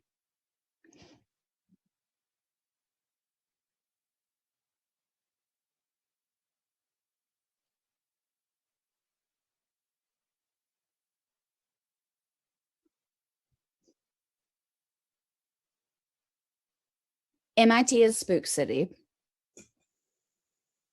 They work with SRI. Like if I see, oh boy, if someone approaches me from MIT, I'm like, what's your SRI? What is your SRI connection? How did you know how? If someone approaches me from MIT, I'm like, fuck, how do you know how? And why are you talking to me? That's MIT. It's crazy. No, Huntsville's like this weird little time warp of propulsion advancement. We don't do anything else. Huntsville, the stereotype of Huntsville, Alabama is like your daddy's a rocket scientist. Fuck you, join the club. Your daddy's a rocket scientist. Fuck you, join the club. That's Huntsville. It's like you go to networking events, you go to networking. No, it is. It is. So if you talk to the people in the know, like I talk to, they will tell you that there is an estimated 5,000 foreign nation state agents in Huntsville, Alabama. Would you not suppose that perhaps there's one domestic nation state agent per foreign agent in Huntsville, Alabama? Guess what? The population is only barely it's barely over 100,000, man. There's barely over 100,000 people here, and there are 5,000 foreign nation state agents. They're bartenders. They're oil mechanics. They're medical device salesmen. They work at a restaurant. They work at your doctor's office. Their sole purpose is to go to the bar and sit there and listen to you talk while you're drunk. That's it. Period. There are 5,000 foreign nation state agents here, and all they do is go to the bar and listen to you talk while you're drunk. That's their job. That's their job. They will roofie you. They will threaten you. They will follow you. They will get information out of you one way or another.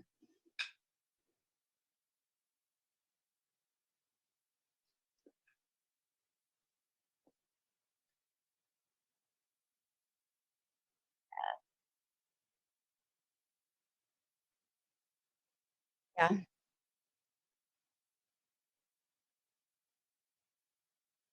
The ether tells you that.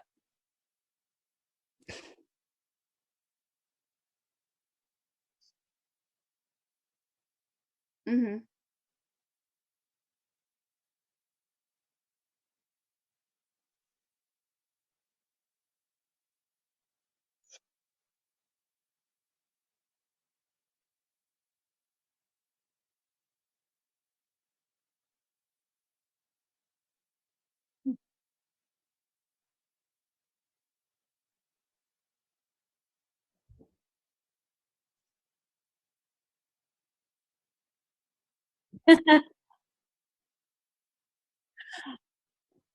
It says the fascinating world of graph theory. The fascinating world of graph theory. Name a topic. I have it. What? Um, Arthur Benjamin, Gary Churtrand Pingsing. I don't know. I have books.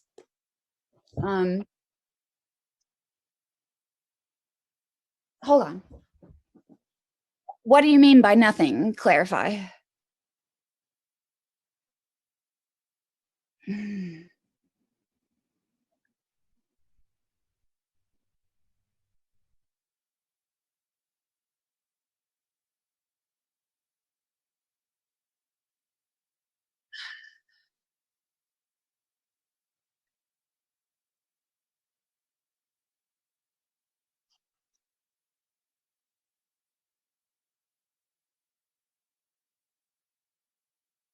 Space and subspace.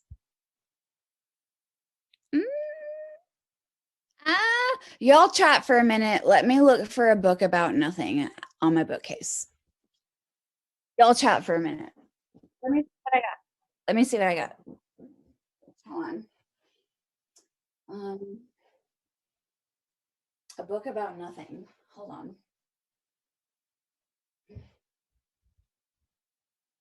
No, don't put pressure on me. Chat without me. I'm looking.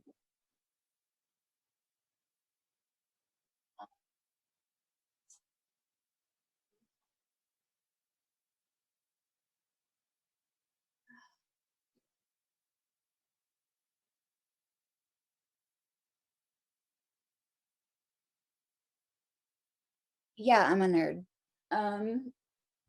Oh,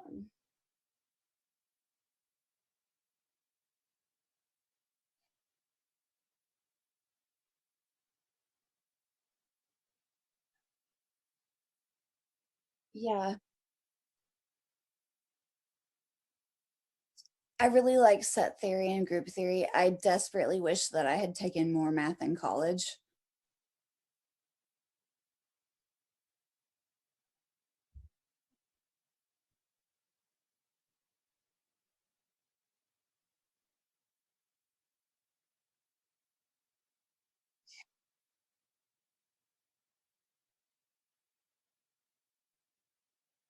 Okay, yeah.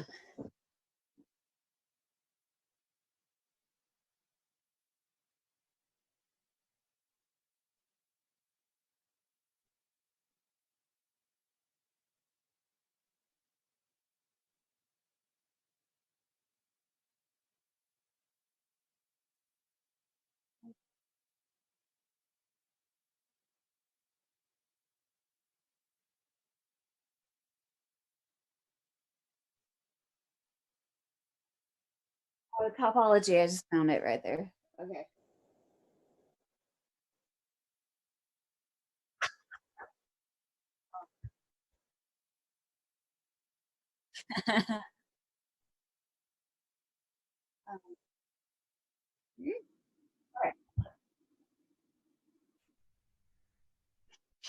I found a book that I think represents nothing. Okay. Okay.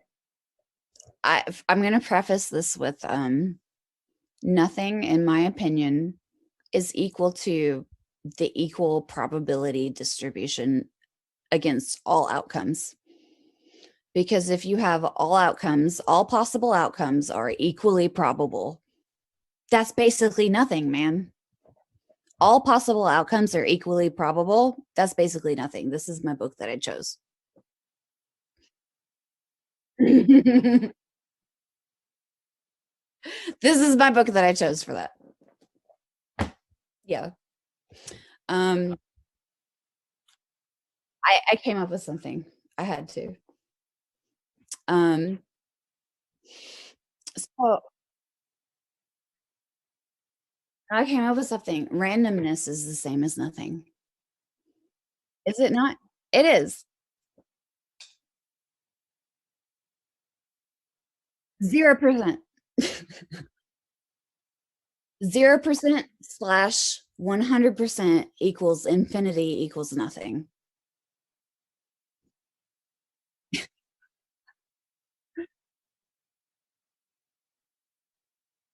DNA. DNA. Oh, I was muted the whole time. I didn't realize that. You were talking. Yeah, basically, we are the finite to God's infinity. That's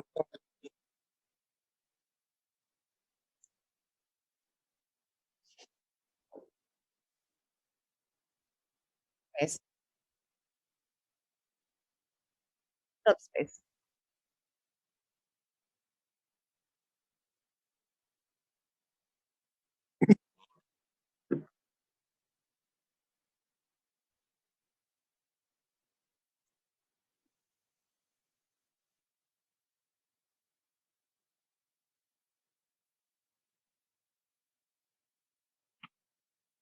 the way I like to look at it is we're all basically vectors.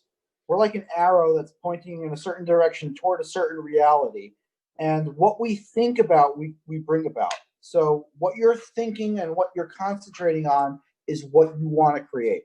And recently I've been concentrating on bringing about anti-gravity technology. That led me first to Jeremy Riss, because you're one of the most public people about this. And through your videos, by going public, people actually posted in the comments. You haven't been reading all your comments because I found everything that I know about anti-gravity through the comments of your videos. Amy was a link to a video that she gave at Hal 5, and I got that through a response to a comment that I made on one of our videos.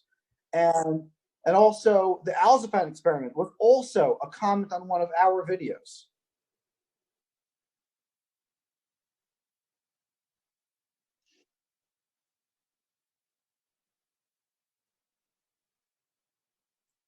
It'll come. Yeah. So that's why we make such a great team. You're the caller. You're making the noise. I'm the bullshit meter, and that's how we found Amy. I had to take off the contact form on my website.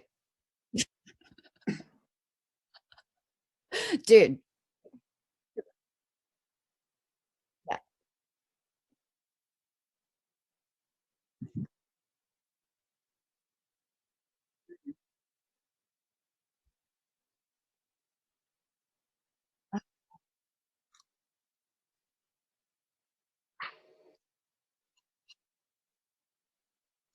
It's exciting. It's novel.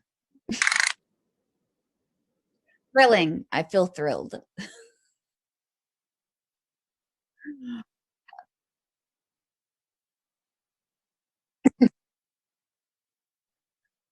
Yes. Dude. But we need to get to the other level. No. Mm-mm.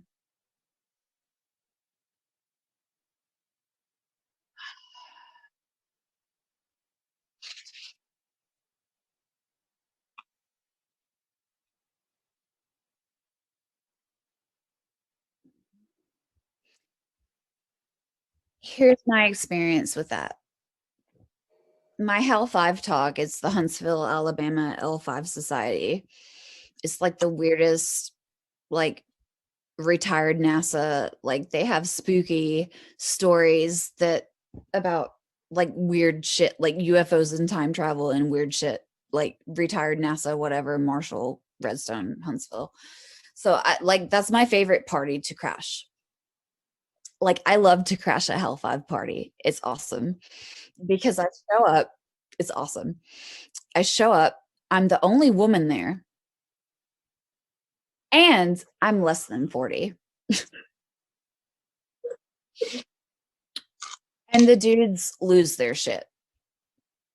They lose their shit, man. They lose their shit. I'm a woman. I'm under 40. And they have heard stories about my dad.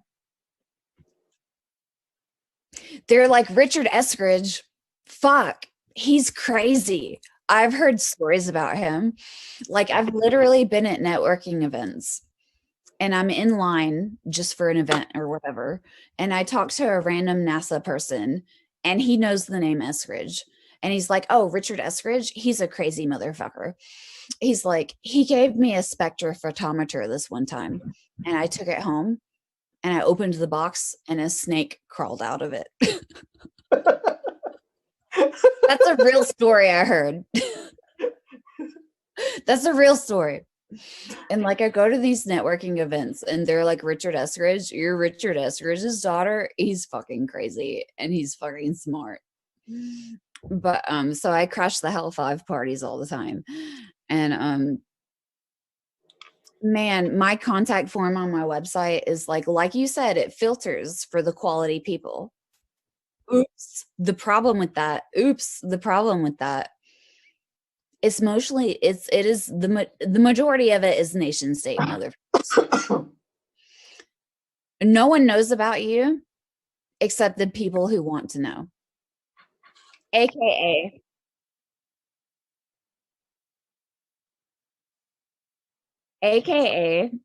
so Galactic Greg is the founder of the Hal 5. He's been the founder of the Hal 5 for like 25 or 30 years. He's got this awesome beard. He's got this awesome beard. He started this YouTube channel. Jeremy, what are they going to hire you to do? You're doing what you're good at. What are you good at? That's the real question. You do it all for free. Let me comment on that. The biggest problem with really smart motherfuckers is they solve one really big problem. They get a pat on the back and they rest on their laurels forever. I'm really smart. I'm a smart motherfucker. I'm a genius. I solved this famous problem. I published this paper. I got a Nobel. Dopamine, dopamine, dopamine, reward complex in my brain. Dopamine, reward, reward, reward. And they rest on their laurels. You know what they do with their smartest people? Cancel, cancel, cancel. Dopamine block, dopamine block, dopamine block. They get the ideas from you. They get the design. They get the prototype that works the first time you turn it on, and then they cancel it and they take it a level deeper. Because the fact is, it's a waste of your time. If you're a problem solver, if you solve impossible problems, it's a waste of your time to optimize a problem you've already solved for application. So what they do, you solve the impossible problem, and then they cancel it in the white world. They move it a level deeper. They optimize it for the secret application, and they give you a new problem, and then they cancel it. And then they give you a new problem, and then they cancel it, and a new problem, and they cancel it. And they psychologically abuse you into seeking the dopamine of the satisfaction of reward. And they use you as an idea factory. That's what they do to their smartest people. Because if they reward you with success, you rest on your laurels. I'm so fucking smart, I never have to try again. But if they cancel, you're constantly trying to prove yourself. You're constantly trying to solve the next problem. Because the last problem, you solved it, you didn't get recognition. So the next problem, you're going to solve it again, even faster, even harder to get recognition. They cancel it again. They give you another problem. They give you another problem. You still have no satisfaction. You keep trying. Why are you trying? Life, liberty, and the pursuit of dopamine. No, they psychologically abuse. They psychologically abuse their smartest people. They've done it to squeeze them. They're squeezing them. That's what they're doing. They squeeze them. True. Here's a problem, solve it, cancel. Here's another problem, solve it, cancel. Prove yourself, prove yourself, prove yourself. Amy, all these that's what your body's doing to you. You always need dopamine. Hush. They have all these geniuses that are constantly trying to be like, damn, I've worked at NASA for 40 years and nothing I've ever done in my entire career has been deployed. Cancel, cancel, cancel. I need to try harder on the next one, or my career is a failure and I've wasted my entire career of being a genius. Guess what? All of those ideas got applied and optimized for the secret space program, motherfucker. You never saw the success. You never got the satisfaction. You never got the pat on the back. You never got the dopamine. And it means that you work harder on the next problem to prove yourself so your career isn't a waste after 30, 40 years. That's what they do in Huntsville, Alabama. They psychologically abuse you into solving problems forever. Idea factory. Straight up. I don't know.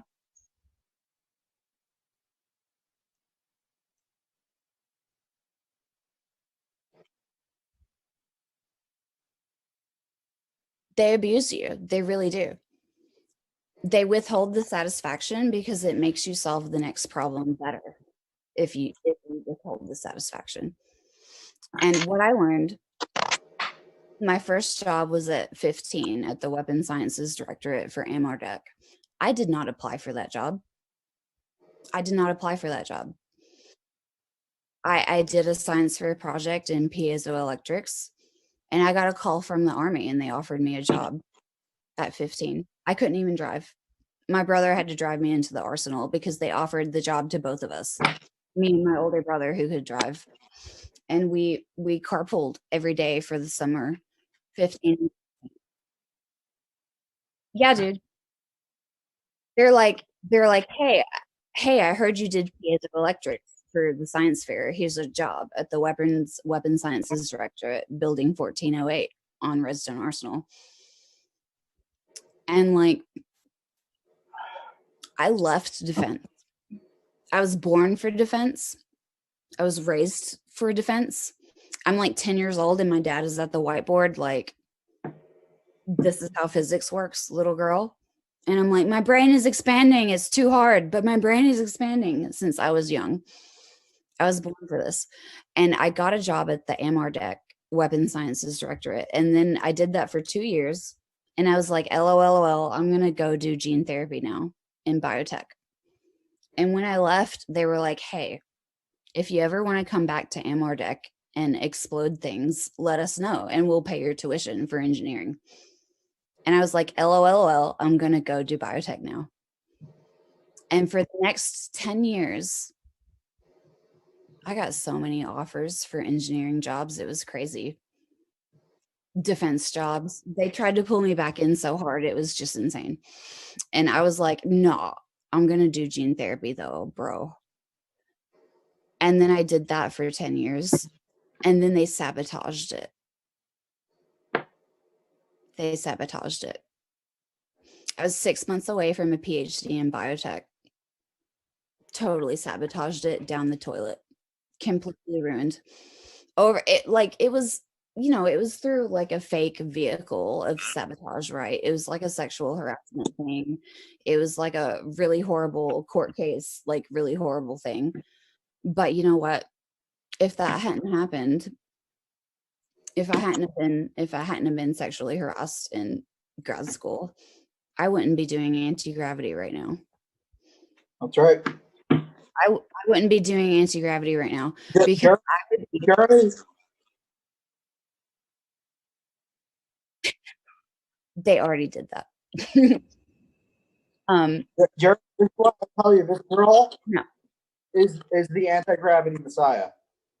If I had not been horribly harassed in grad school, I would be the CEO or the CTO of a gene therapy company right now.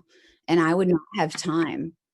I would not have time to fund my dad's anti-gravity research. But because I was harassed in grad school and I have PTSD now because it was horrible, because of that, I'm funding anti-gravity right now. Because of that. Tried to pull me back in so many times. It was crazy.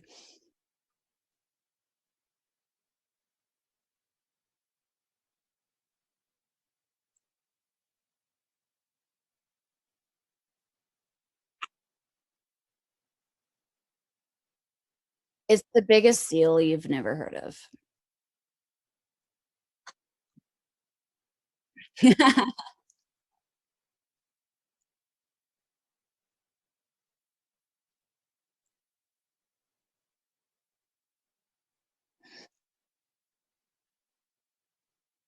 It doesn't exist, except everyone in Huntsville knows it.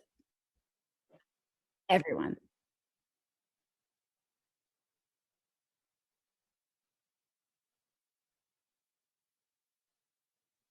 It's crazy. No, who's that? Let me Google. Who's that?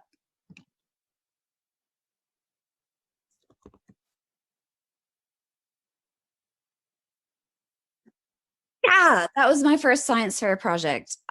My first science fair project was measuring the specific heat with a bomb calorimeter that I built. I'm sorry, go ahead.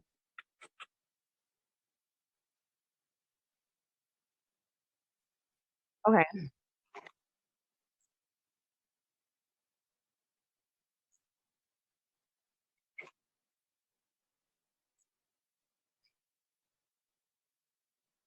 Okay. He received the Edward Teller Medal in 1995. I'm looking at his wiki right now. The IEEE Nuclear and Plasma Science Award in Fusion Technology in 2003.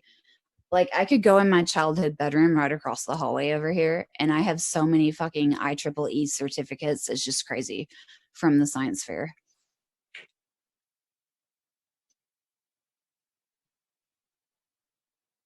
Carnegie Mellon. Okay.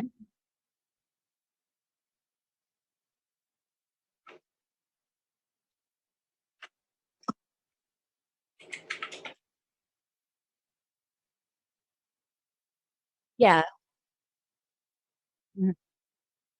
That's cool.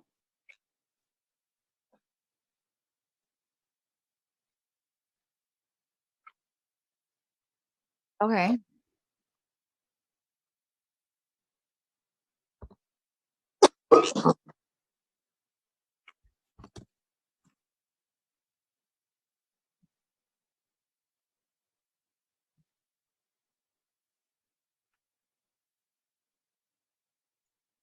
Oh, that's neat.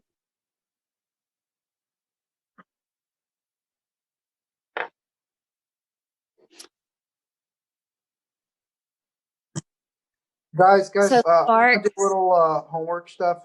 I just spoke to Brian Consoli of Altest to try the Alzheimer's experiment. okay. May 28th. Would that work for you guys to do the experiment? Actually, also the night of Shavuot, which is Pentecost, when the Jews got the Torah from Mount Sinai. So I think it would be a perfect night to have to try the Okay. Alzheimer's experiment, high power here in Jersey. I'm looking at my calendar. Hold on. That's the Thursday, the 28th. What is this? I have something on the 27th. Let me. Okay. It's a I week have a from today. cyber. I have a cyber Huntsville luncheon about Chinese espionage on the 27th. But you know what? It's remote. It's remote. It's okay. I can travel.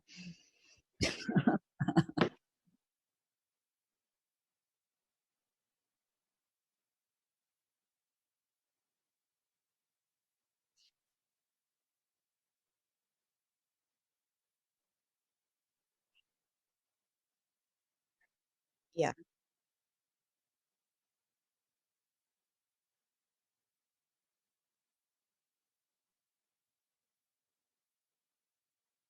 Yeah.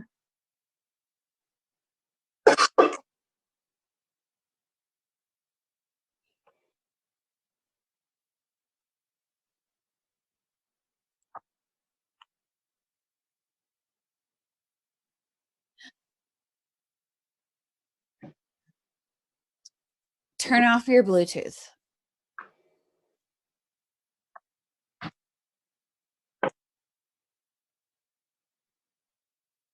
Turn off your Bluetooth.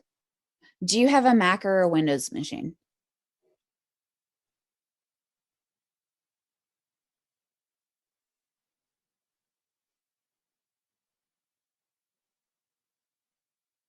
Okay.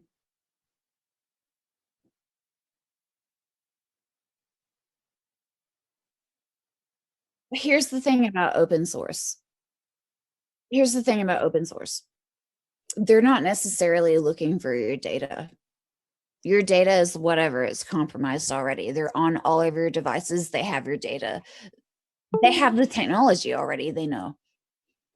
The surveillance is 100% about private, personal intel and intimidation. They already know what you know. They have your data. Surveillance is to collect personal intel, as in your personal communications, your personal calendar, your personal email, your personal photos, etc., etc., etc. And the only reason to collect that is to use it against you. It's not about the data. They have the data. It's about intimidating.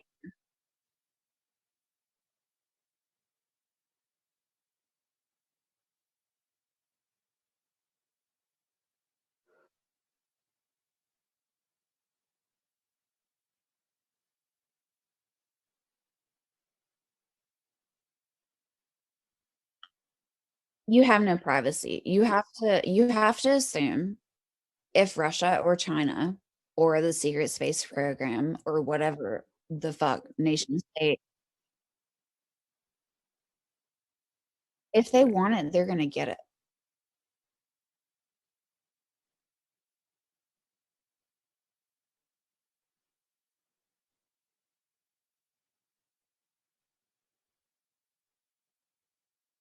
Pick Picks or it didn't happen.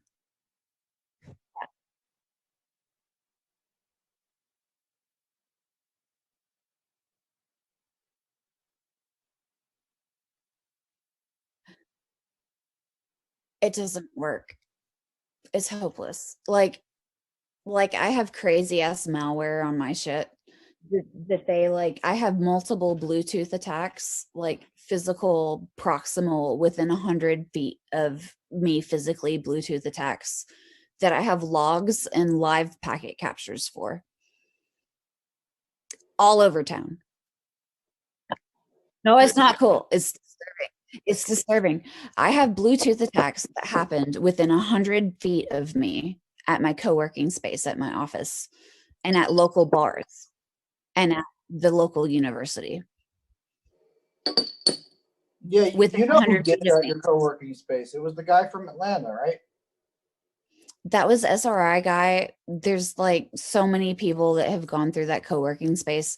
Like my co-working space is like the internet was set up by this NSA black hat hacker dude that I hate. His name is Greg. He's a douchebag. But like their whole network was set up by this NSA black hat insider Greg. I hate him. What?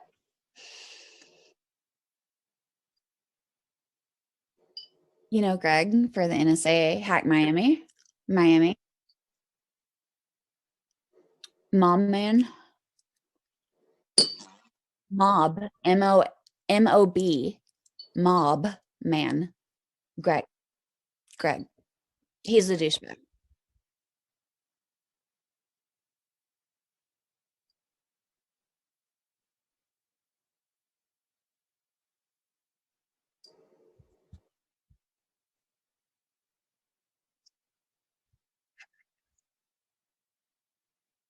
Yeah, let me write it down. Okay. It might be the same group because they've been harassing like crazy. What's his last name? Greg. I hate Greg. He's got this weird fucking mustache and he flew a drone and laughed at me that one time. What is his name? Hold on. So there's like this whole crew from Miami and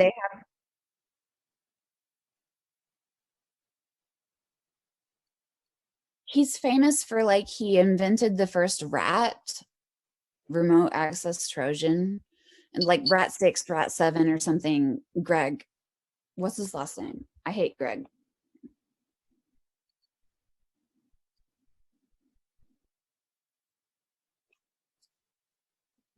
Okay, hold on. I'm looking up some shit here. Do I have Greg in my phone? I guess I do. Hold on. He's an NSA black hat motherfucker from Miami. Greg, hold on. Greg Mob Man. He's he's in my phone as Greg Mob Man, which is his handle. I don't have his last name in my phone. I have his handle in my phone. Jeremy, Jeremy, have you Yeah, ever so met somebody who's this deep down the rabbit hole before? from Florida? Tampa is not his last name. He's just from Florida.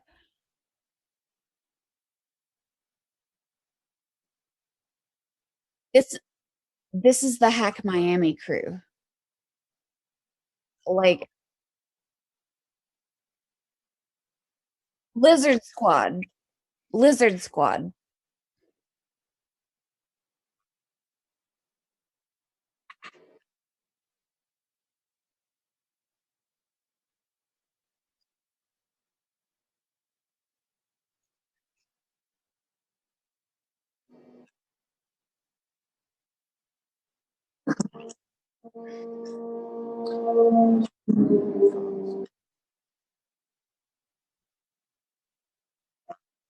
Hannes. Greg Hannes. Greg Tampa at hireme.com. Greg Tampa. Oh my God. Sub 7. Sub 7 server is a Trojan horse program. Sub 7 was originally written by a programmer with the handle Mobman. No, Sub 7 Wikipedia. Greg Tampa. Are you serious? Greg Hannes?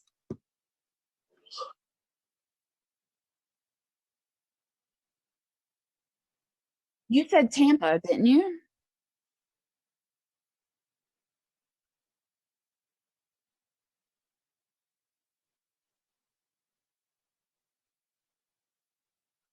Yeah. He's the douchebag. No, I know him. He's a douchebag. And he works for the NSA. Who is the real mob man? Let's see. There's an article here about who is the real mob man who invented Sub 7. That's Greg. He's a creep. Um, dude, actually, look at. He's from Hack Miami. Do you know Alex Hyde or Seth Whale? Seth Whale. WHALE. He's famous for having a microchip implanted in his hand because he can shake your hand and hack your phone that's in your pocket. Do you know Seth Whale? WHALE. Are you serious? He's the ex.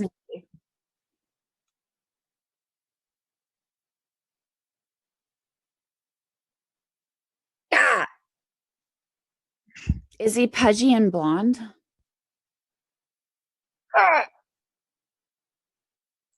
Yeah. Seth. I'm sorry. Yes, he sucks. He sucks. Go ahead.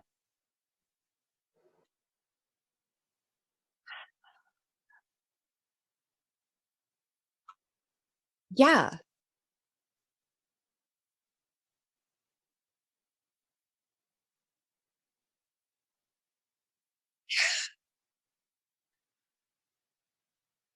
Yeah.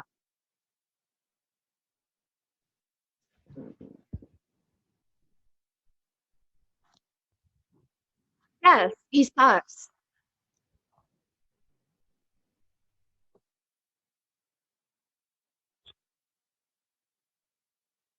I'm about to send you a link for Seth Whale to see if it's the same guy.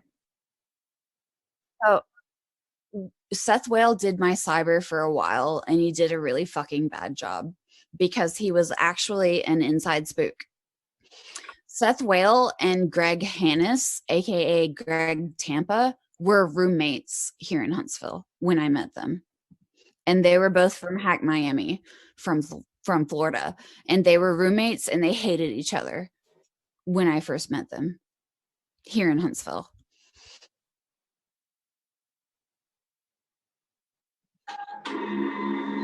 Hold on, I'm looking. Hold on. Maybe I got the H in the wrong spot. Seth Whale. He's a paper clipper. Seth. Oh my God. Here's this picture. Okay, I'm gonna send this to you. Hold on. God, if this is the same person, my brain is gonna explode because he's been a real jerk to me, dude. I could tell you stories about this dude, and he's a real jerk to me. Hold on. Let me send you. Type message here. Hold on. Paste.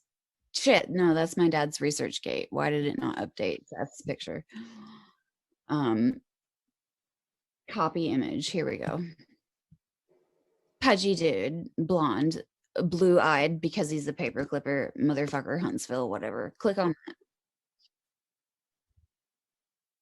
Those are NSA motherfuckers. And they fuck with you. And they're real jerks. Click on that. Are you serious?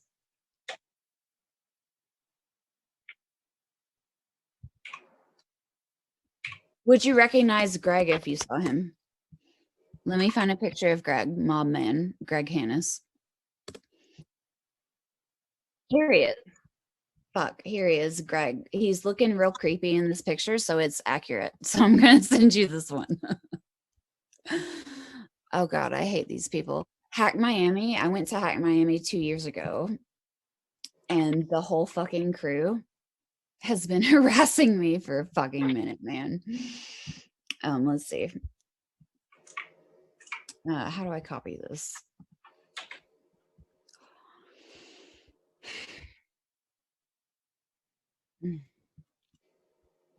Yeah, so my co-working space, the network, the Wi-Fi network was set up by Greg, and he's a known NSA guy. And so is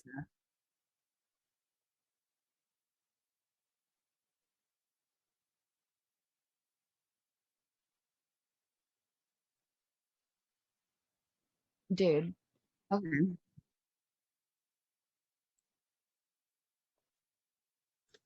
I have hackers on my ass all the time and I get real annoyed with them.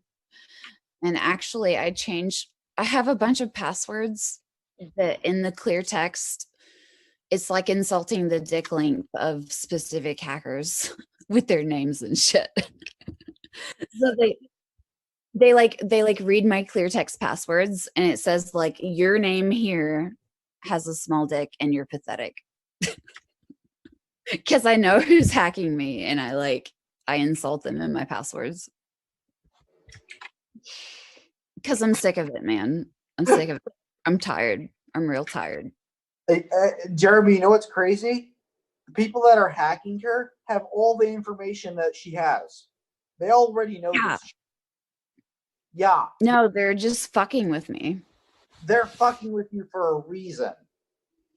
To make you pay attention to them. I know. That's why I named You my need to pay password attention to anti-gravity. You need to stop paying attention to this bullshit because it don't matter. That's why I changed my passwords to insulting them. That's very cute. It's cute. Like I have the code name of the hacker group. Like their public name is Lizard Squad.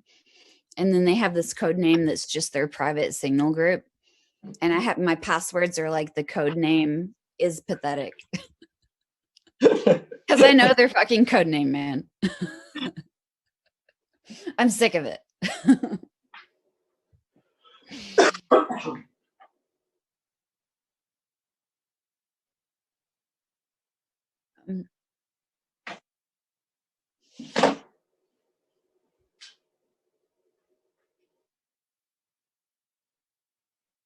There's a Rolling Stones article about the Hack Miami group and about how they're black hat NSA motherfuckers. Let me see if I can find it. Alex Hyde is like their second in command, and then their top tier guy is this like weird rapper guy.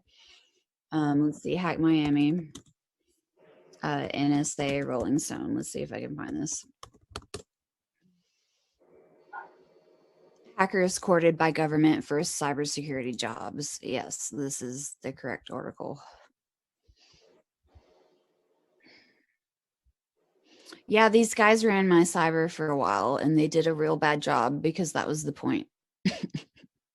The point was to do a real bad job.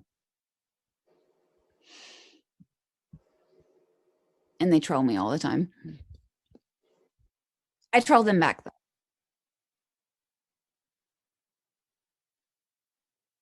I'm so sorry.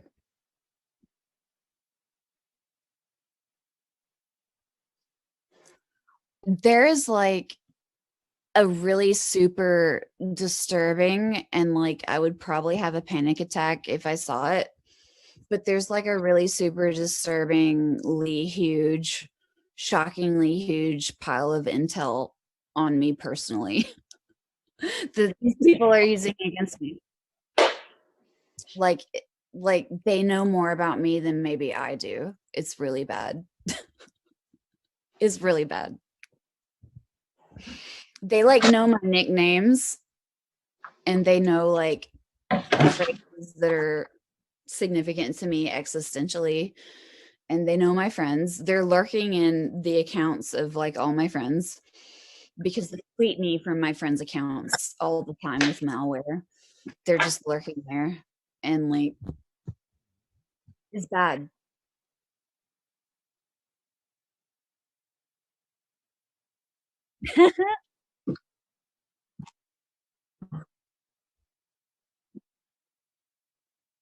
You should thoroughly understand the situation before you step into it, because I I like dove headfirst into the rabbit hole, and I will admit I did it on purpose. I did.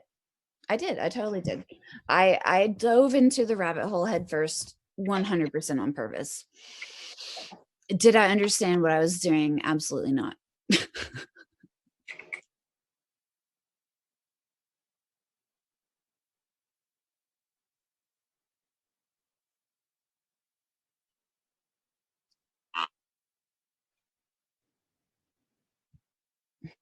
Jeremy, Jeremy, I think it's been destined that Amy Eskridge be the one who pulls the final string on anti-gravity. Even It's if I hilarious, discover it in my actually. lab, even if I discover it in my lab, I think she's the one who needs to do it just because of her birthright, because of her situation, and because that's what a lot of people already believe. That's why I went on your show a couple weeks ago and said, I know who it is. There is a fucking anti-gravity messiah, and I know her name.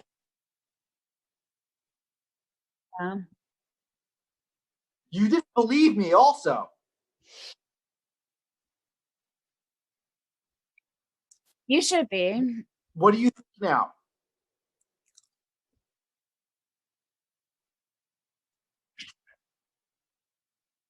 Yeah.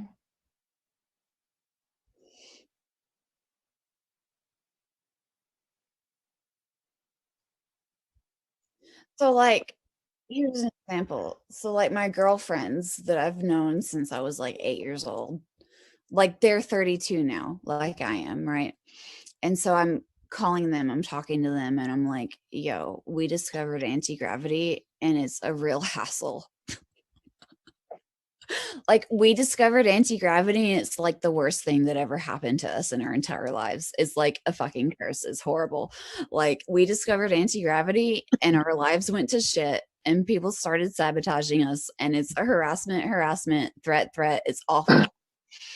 And I'm talking to my girlfriends that have known me my entire life and they're like, hey, I've known you forever.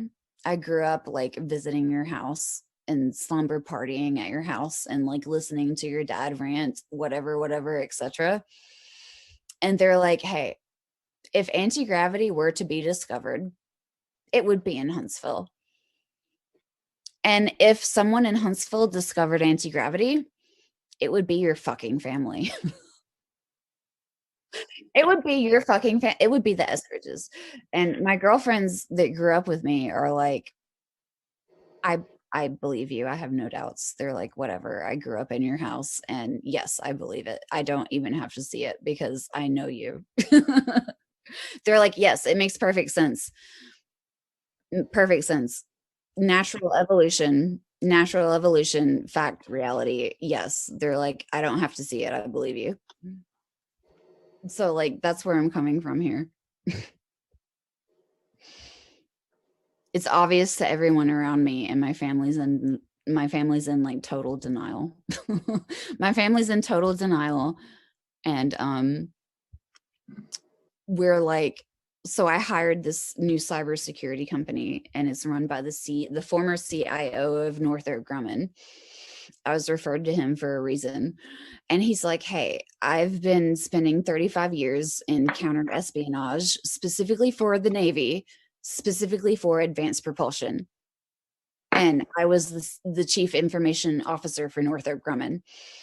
And I was like, okay, I'm going to tell you a series of really crazy ass stories. And can you please reserve judgment until the end? And I told him a bunch of stories about like electronic and physical surveillance and stalking and like weird ass death and sexual threats and shit. And I got to the end and I was like, okay, I'm ready. Tell me I'm crazy. I'm here. I'm ready. I'm insane. Tell me I'm sane. I'm ready for it. Tell me. And this guy was like, I wish I could tell you that you were insane, but you're totally not. He was like, I'm so fucking sorry. He was like trying to let me down gently. He was trying to let me down gently. And he was like, the stories you've told me, I've heard from other young women in technology positions. And he was like, they do it on purpose. They do like crazy ass shit to you that is unbelievable just so that you feel like you can't tell anyone. And they pose as like agents from their own government. My trick is that I tell everyone. And I by do telling too, everyone, but like you protect yourself. I tell people, but I wait until I have 5 or 6 smoking guns before I open my mouth. But like this guy was like, I'm so fucking sorry. He was like letting me down gently. He was like, I've heard these stories before from other young women. He was like, there's the DVD Blu-ray Epic War, where it was like uncertain for a while whether DVD or Blu-ray was going to predominate. And it was between like US and China. And he was like, there was this female like technology executive in the US that was affiliated with that. And he was like, she couldn't go to the grocery store with her children without receiving like people following her in a car and like threatening her in the parking lot. And he was like, I've heard half of your stories and the half of them that I haven't heard, I totally believe.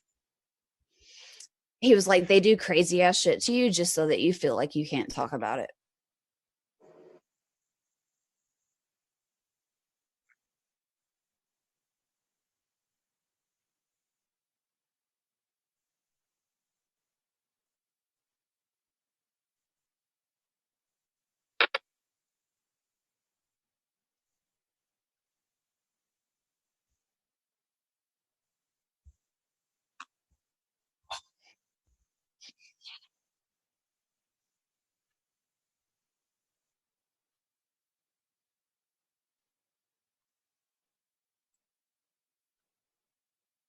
It's really bad because like I love to work at bars by myself. Like my most productive zone is to go to a bar by myself and sit there with my laptop and drink beer with my headphones in and get a shit ton done.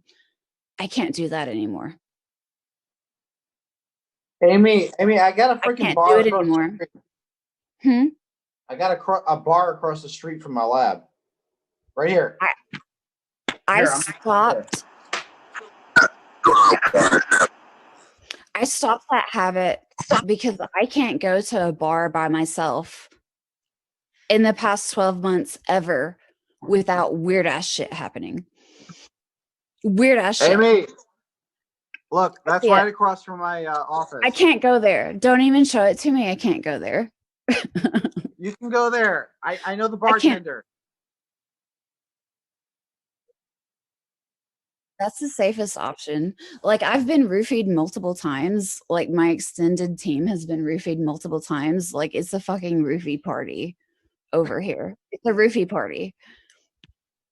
I have tell him about the guy who offered you one or two. I can't, yeah. So I don't go to bars by myself anymore, even though it's my most productive zone. Because in the past 12 months, if I sit down at a bar by myself, some dude will come, like some 50-year-old dude will come and sit next to me and turn to me and say, "Do you want one roofie in your drink or two?" I'm like, okay. And then he'll like drop buzzwords that are relevant to my life. And I'll be like, I'm getting the fuck out of here. And then sometimes I just end up like twice now, three times. It's like, I'm really fucking drunk. I shouldn't be this drunk. I didn't drink enough to be this drunk. What's happening? What's happening? Why am I so messed up? And then all of a sudden the people at the bar around me are like, what do you do for a living? Tell us, do you work for the government? What do you do? You're sitting there at your laptop. It looks cool. Tell us what you're doing.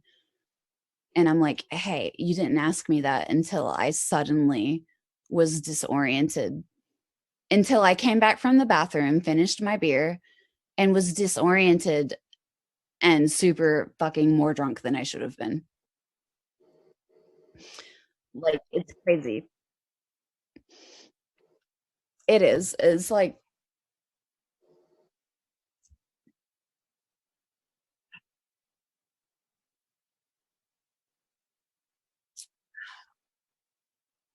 yes, they do that.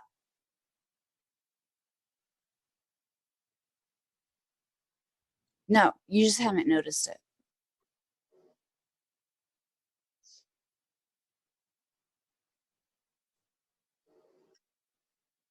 Well, maybe you haven't had it happen then, because surveillance is 50% about collecting the intel.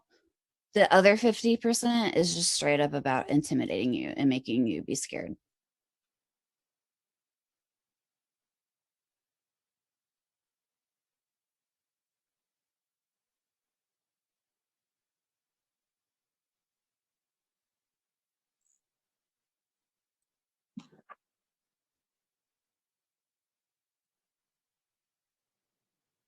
Jeremy, I just sent you over basically a whole conversation I had with these Space Falcon camp flyers. They're doing the Falcon space program, and they're looking for kids between ages 8 and 11 to send into the future on the USC Hawkeye. SSP 20 and back. You know about 20 and back? Oh, no, this is millions of years in the future. They're going to disappear. Do you know about 20 and back?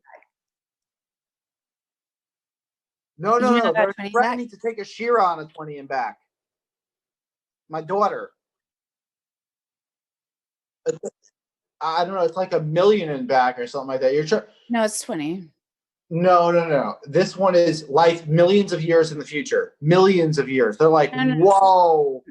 We're going to disappear. Wait. But you know what? Yeah. You know 20 what? isn't the number of years in the future. 20 is how many years you spend in service before they wipe your memory. There's a lot of people who are hear about it, and a lot of people who are going to be in trouble.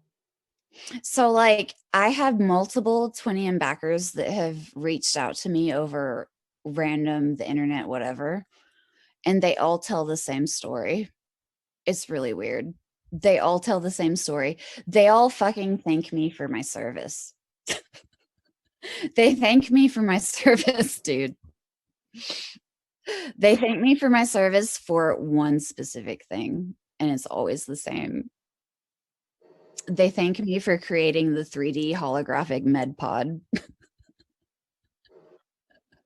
They're like, hey, we're really, really glad that you invented the 3D holographic med pod. And I'm like, I haven't done You're that going yet. to work And with they're like, we know. Jeremiah on that, because Jeremiah is working on something very similar. Yeah. I mean, it's much more crude, and we actually had a phone conversation with Jeremiah, and he showed her one of the first prototypes, I believe, of her med pod. I already know how I'm going to build the med pod, and I knew how I was going to build the med pod before they thanked me for my service. And then they thanked me for my service, and I was like, fuck you. Fuck you. Stop fucking with me. This is crazy. But like, why do they tell the same story and there's like 3 or 4 or 5 of them and they're all like med pod? Like, why are there 5 of you saying med pod? I'm confused. I'm confused.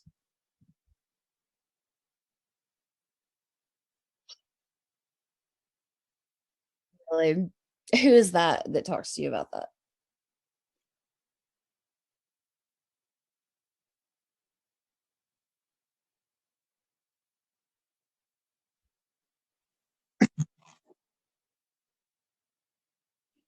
Okay. Oh yeah, I know him.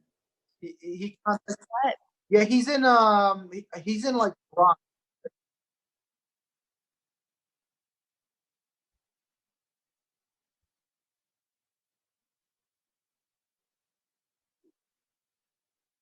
He's always messaging me. Carlos, I know him. Let me click on this. I want to see his face. He works in the Bronx. He's close by. He's close by me. Oh, I don't know him. I don't know him. Yeah, he's useless, but he's very very interested. He's harmless. Harmless. Mm-mm. Harmless, no.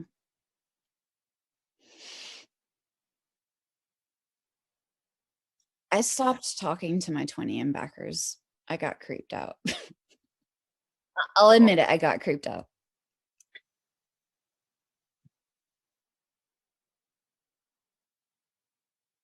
Jeremy, Amy thinks she had boyfriends that were her handlers.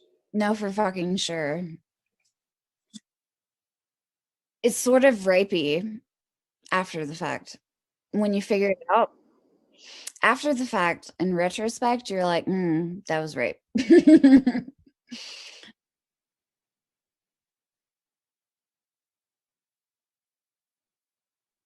Yeah, like the Freemasons have been sending me boyfriends. It's kind of nut. Like I had this 33-degree White Knight of Malta English and Scotch rights like super double Mason that pursued me and dated me for 6 months. And he's on Mars now. He doesn't exist anymore. Like he broke up with me and then he was erased from the internet forever. He like doesn't exist anymore. But he's a 33 colony on Mars. What? He's on a mining colony on Mars. It's like retarded. Last time I saw him, he was scared. It was after we broke up. He was scared. And he was like, I'm into some shit that I can't get out of. It was really bad. And now he's erased from the internet and doesn't exist anymore. Like his Facebook is gone. His LinkedIn hasn't been updated in 2 years. I have a background checking service where I can find phone numbers and addresses for anyone. And he has no phone numbers or addresses for the past 2 years because he disappeared and went to Mars. Or he's dead. He got erased.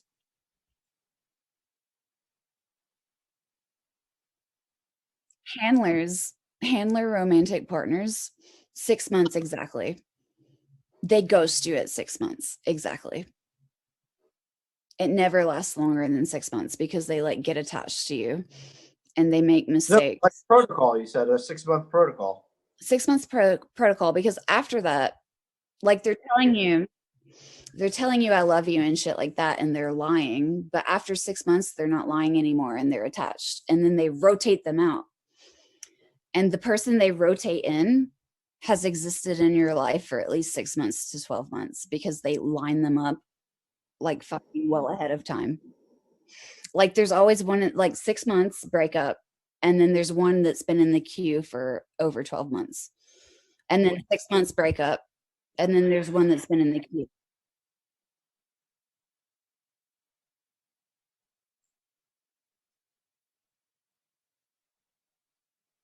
It's really hard. Like people walk up to me in public and I'm like, fuck you, go away. Fuck you. I know who you are. It makes it really hard. But you can tell a handler from when they shut the fuck up, because you talk to them about your crazy ass life. Your life is crazy. I mean, you have a handler, your life is crazy. You're into some shit. And you talk to them because they're your significant other. You talk to them about shit. And they talk back because they're faking. And you can tell they're a handler by when they shut the fuck up about shit they can't talk about. That's how you can tell. When they become silent and they just nod their head like, I can't say anything. That's a handler.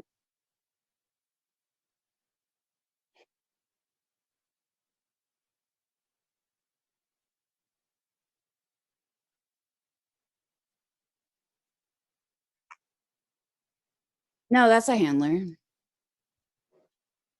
Also, handlers they'll offer you money that never happens.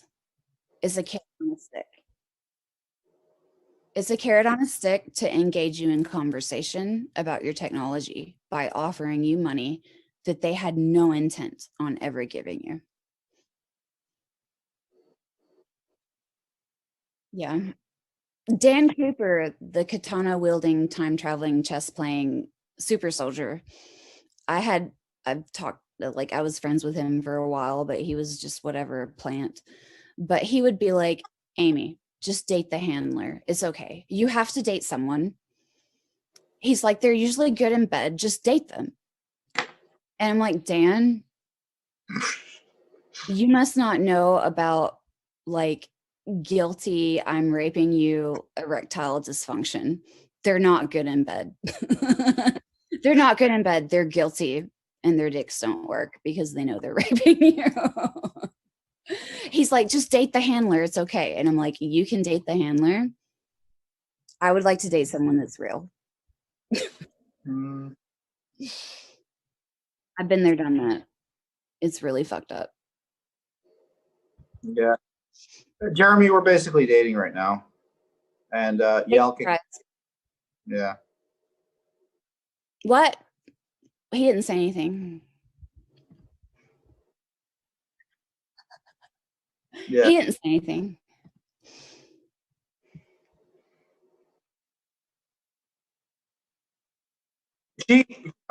She fucking filed a restraining order and I filed for divorce. It's over. I was like, I need a partner that's down the rabbit hole because anyone else is going to think I'm just insane. I need someone that's like an insider down the rabbit hole and back, like fucked down the rabbit hole and back insider, because anyone else is like, you should go to the insane asylum. I've been there. I've been to the insane asylum too. That's a special entryway at the bottom of the rabbit hole. Oh, dude, it's so bad. It's a sharp left at the bottom. You try to date a normie. Try dating a normie. It doesn't work. It doesn't work. Oh man, it's so hard.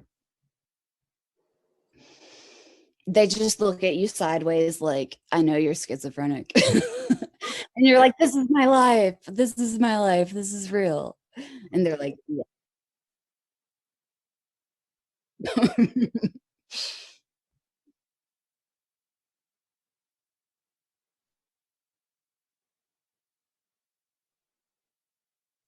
I guess she tolerates it, obviously.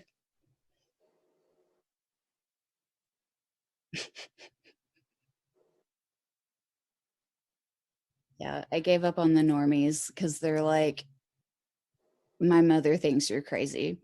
And it's like, your mother doesn't know about the secret space program. Fuck.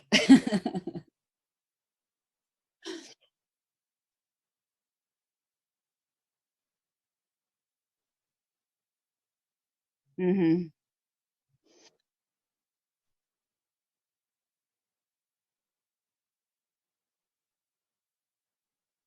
It's so bad. Have you ever talked to a group that claims to be the anti-cabal?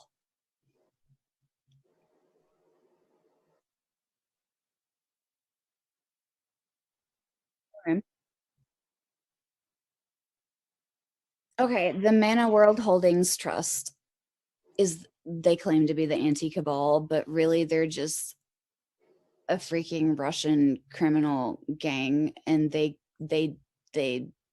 collect intel basically on scientists, and they like email you and they're like, hey, we're the anti-cabal, and we're in a like outside nation state banking jurisdiction, and we have all the gold from the crusades, and we would like to fund you for $100 million. And then you talk to them and they just want your white paper. They just want your white paper. And they're like, we're the anti-cabal. There's going to be a dark financial flip where like the whole background flips, but like the public people are still the same for government. We're the anti-cabal. It's Manna World Holdings Trust, but like it's really just a Russian criminal gang that's like scoping you out. And what happens is like the Russian gangs that like scope you out for intel, if they decide that you're worth looking into, they refer you to the operational groups. And then the operational groups are the ones that fucking like move into the apartment across the parking lot from you and stalk you physically in your hometown. Like when you get referred from the intel gathering group to the operational group, it's really bad. Get this, Amy. Tell them the story of when they swapped out the license plate. The license plate story. I found out that I was being physically surveilled by the following method. We, my ex-boyfriend and I realized that people had been breaking into our apartment while we were gone together in the same vehicle. And so like I'm in the apartment, I'm about to go to work, and I'm like, why don't you take out the trash and scope out the parking lot and make sure it's okay before I go to work? So he goes out there and he's like, there's this weird fucking Lexus. It's like a silver Lexus. This is a shitty apartment. Like, why is there really nice Lexus in the parking lot? And it has tinted windows that are not street legal, like just totally dark, totally black tinted windows that are not possibly street legal. And so he comes back in and we're standing in our bedroom window looking at the Lexus and talking about it. And I say out loud, maybe we should walk over there later and take a picture of the license plate, because the Lexus is across the parking lot from us, but it's backed in, so you can't see the license plate. Within 2 minutes of me saying, hey, we should walk over there later and take a picture of the license plate, we were still standing there at the window looking at it, talking about it. And an Eastern European looking motherfucker with a black beanie, dressed all in black, in his 50s or 60s, walked out of the apartment directly across from ours holding a license plate. And he opened the trunk of the Lexus and he took out some tools and he changed the license plate right in front of our fucking faces. And then he walked back to his apartment and he put the old license plate on the front patio and went inside, left it outside. And it was literally like, come get the license plate. I have more. I have more where this came from. Come get the license plate. And then after that, the Lexus started tailing me.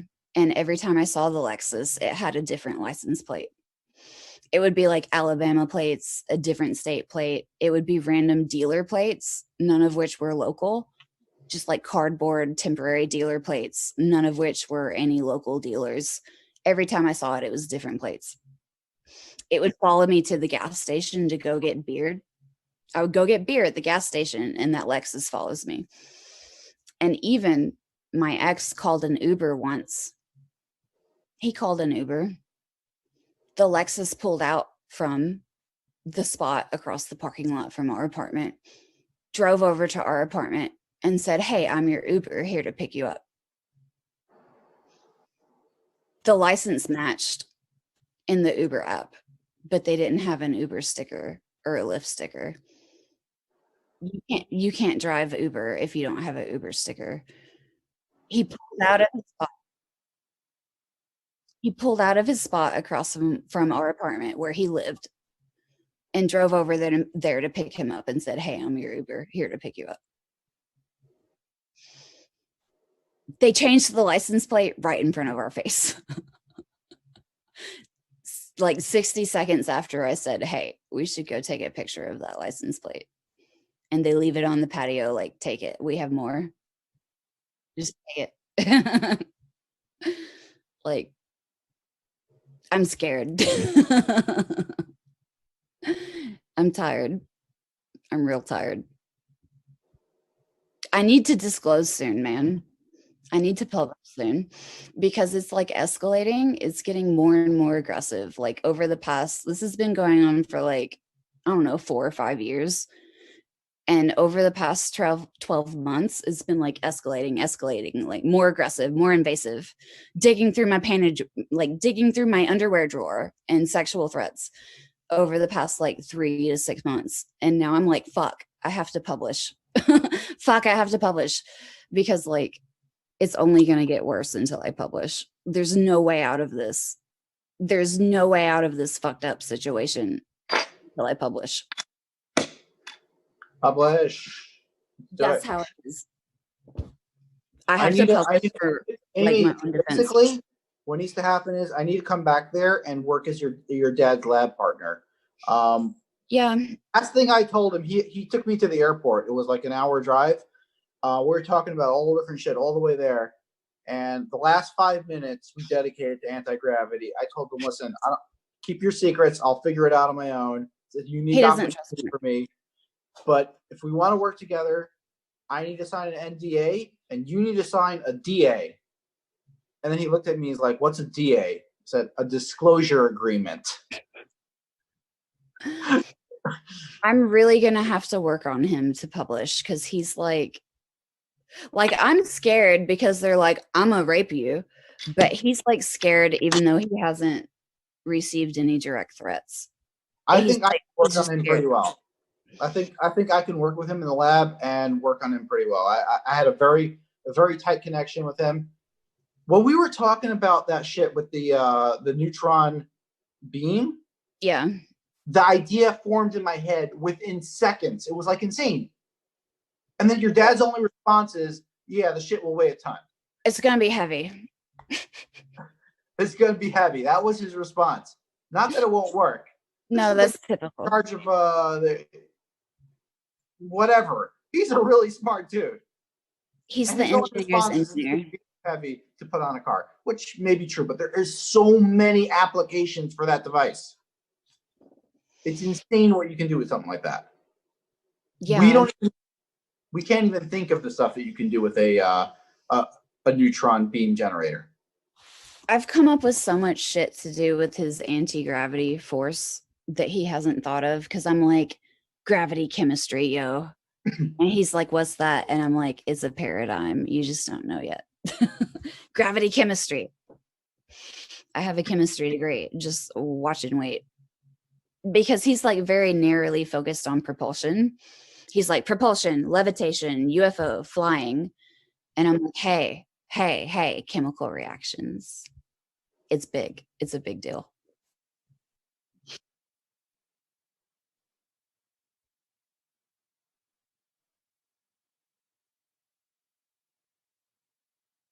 Imagine like breaking a covalent bond without high temperature and high pressure cheaply for low energy. You don't have to boil something. You don't have to put it at high pressure. High pressure and high temperature is dangerous. Low energy, low pressure, room temperature, break a covalent bond. That sounds like John Hutchison, though.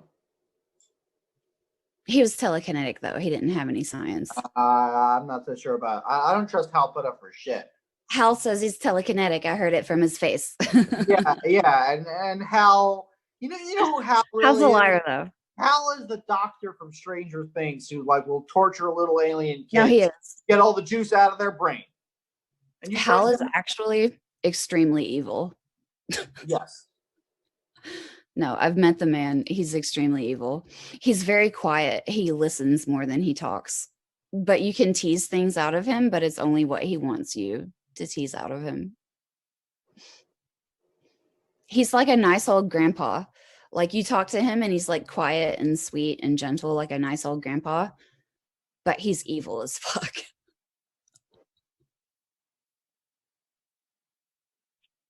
It's creepy. Lue is evil. Brandenburg is evil. Brandenburg is like super evil. Evil. I know people that have worked for Bob Bigelow, like Tim Pickins, he's one of my technical advisors, and I had a intro offer for Bob Bigelow, and I was like, I called him and I was like, hey, I know you worked for Bob. Should I pitch Bob? And Tim's like, no. Tim's like, no. I was his head of propulsion. I did these other projects for him.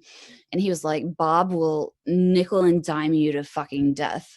He'll take over your budget. He'll want final approval over everything. He'll want majority equity. He'll take over your project and it's not yours anymore. It's his. And then I called Jan because I knew that Jan had worked with him.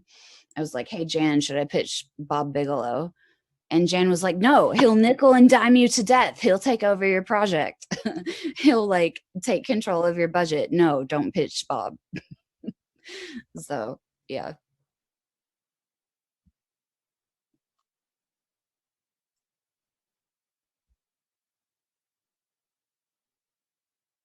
I'm setting up my we can go. I need to go to bed and I spilled my guts enough already.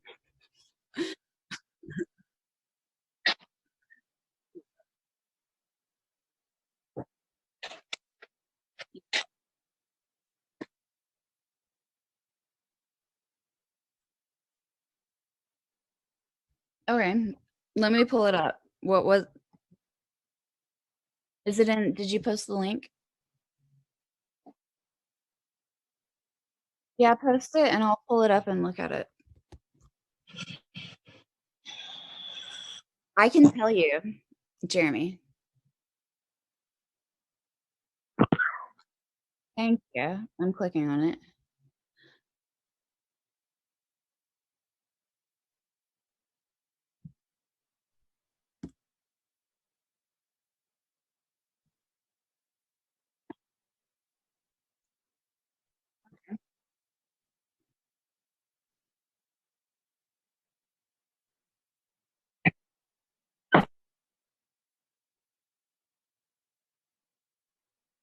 Okay. You said what, 1935? 85. Oh. Oh, interesting.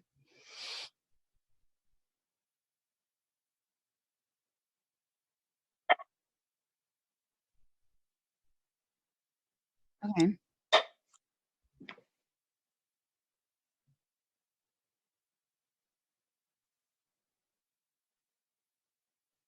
Mm-hmm.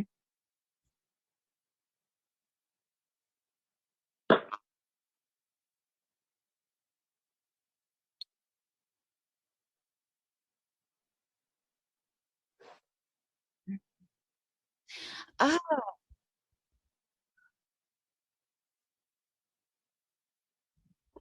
oh,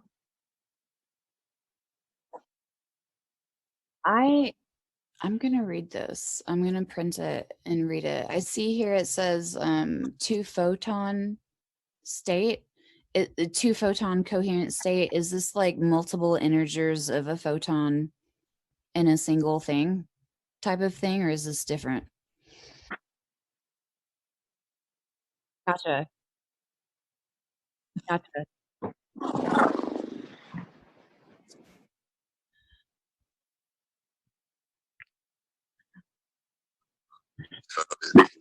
Ooh. I'm scrolling through it right now. I'm gonna print it and read it more thoroughly Guys, later. I think It broke up. I can't hear you, but I think you were saying we need to sign off.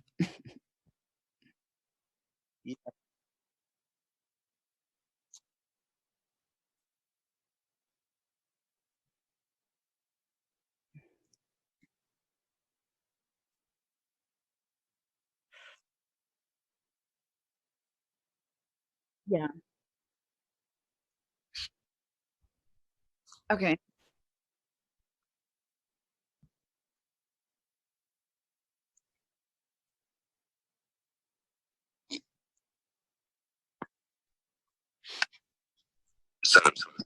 Yeah. So anything that Hal publishes, just flush it down the toilet.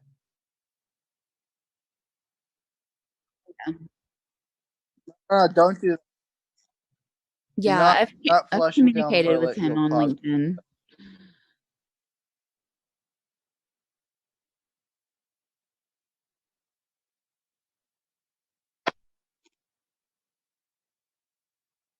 LOL.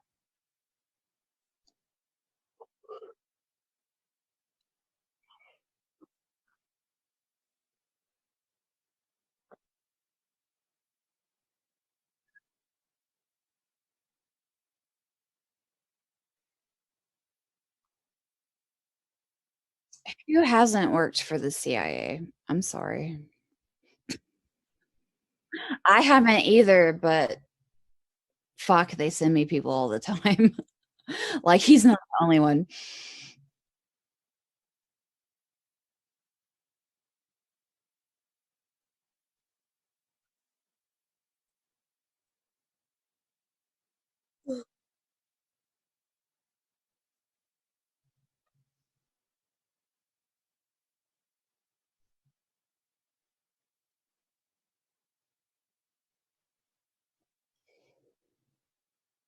Most of those email lists that you can get on that are like VIP email lists, it's a bunch of disinformation. And also, if you right click and say copy link, and if you go to virustotal.com and you paste the URL in that search bar, most of them are malicious IPs. The link, the vast majority of them. I wouldn't.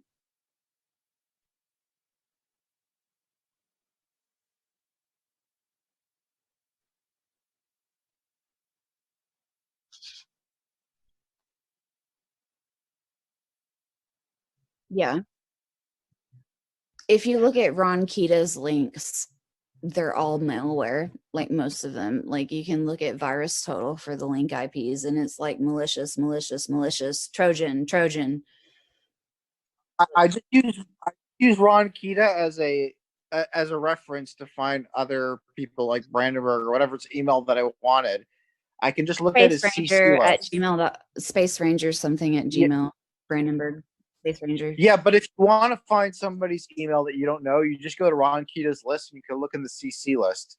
Everybody's in there. Actually, I thought that might be a fake email list for a while. I was like, I think this is fake. No, But I it's not. have like I verified a bunch of the email addresses because I had Hal's personal email address, I had Brandenburg's personal email address, I had several, and so I checked. And those are the correct addresses.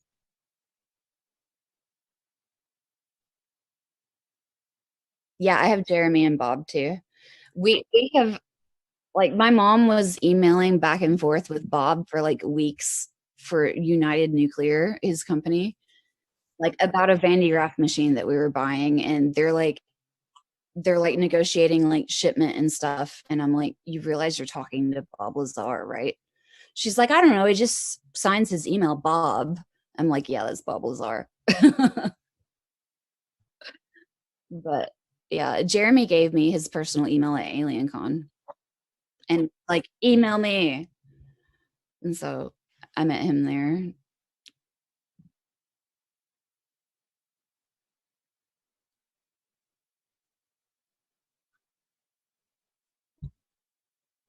Jeremy was basically like, call me when you can show me something that I can film.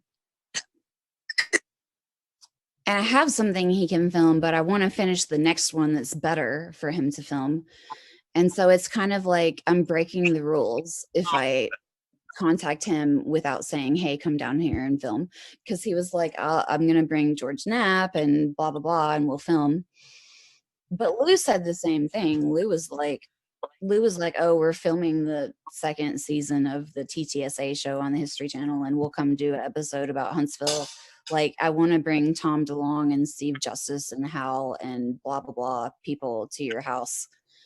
And he told me that the US government would give me a shit ton of money to keep me from selling it to China. And so I called him and I'm like, can you refer me to an active US Army general, please, to talk about this transaction? And he was like, radio silence. Like, I asked him to refer me to active military, and that killed the conversation. But yeah, they fuck with me. I'm tired of it. I troll them all the time. Correct. Correct. Lue Okay, never guys, left. let's get down to business. Okay, what do we do from here? Are we contacting Stephen Greer to make a documentary? Like, what's the next step to actually make this happen?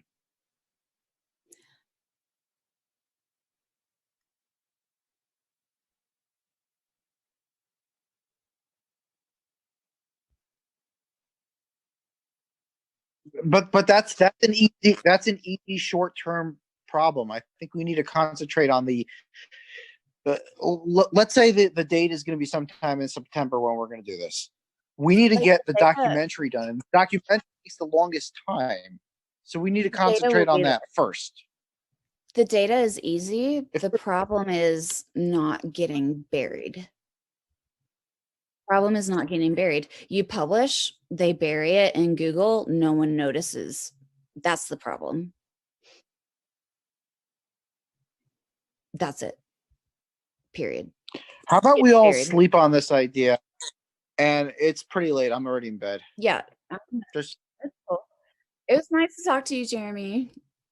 I'm sorry to hit you with my shit. Yeah.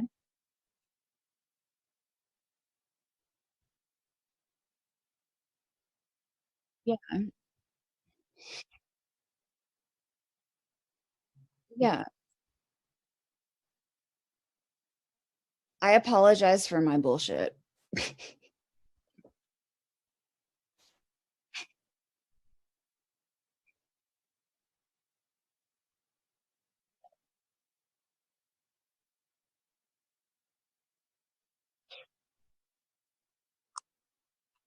Yeah. Public service announcement. If you go to a bar, never, ever, ever leave a drink and go to the bathroom and then come back and drink it. If you're going to the bathroom, finish your drink, get a new one when you come back. Public service announcement. That's all I have to say.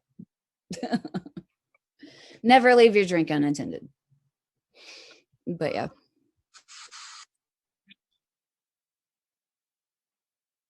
I know. I just can't go. Guys, there's a bar across the street. Come to the lab. We'll meet at the bar, okay? I know the tender. He's my neighbor. Trusted party. Okay. Yeah.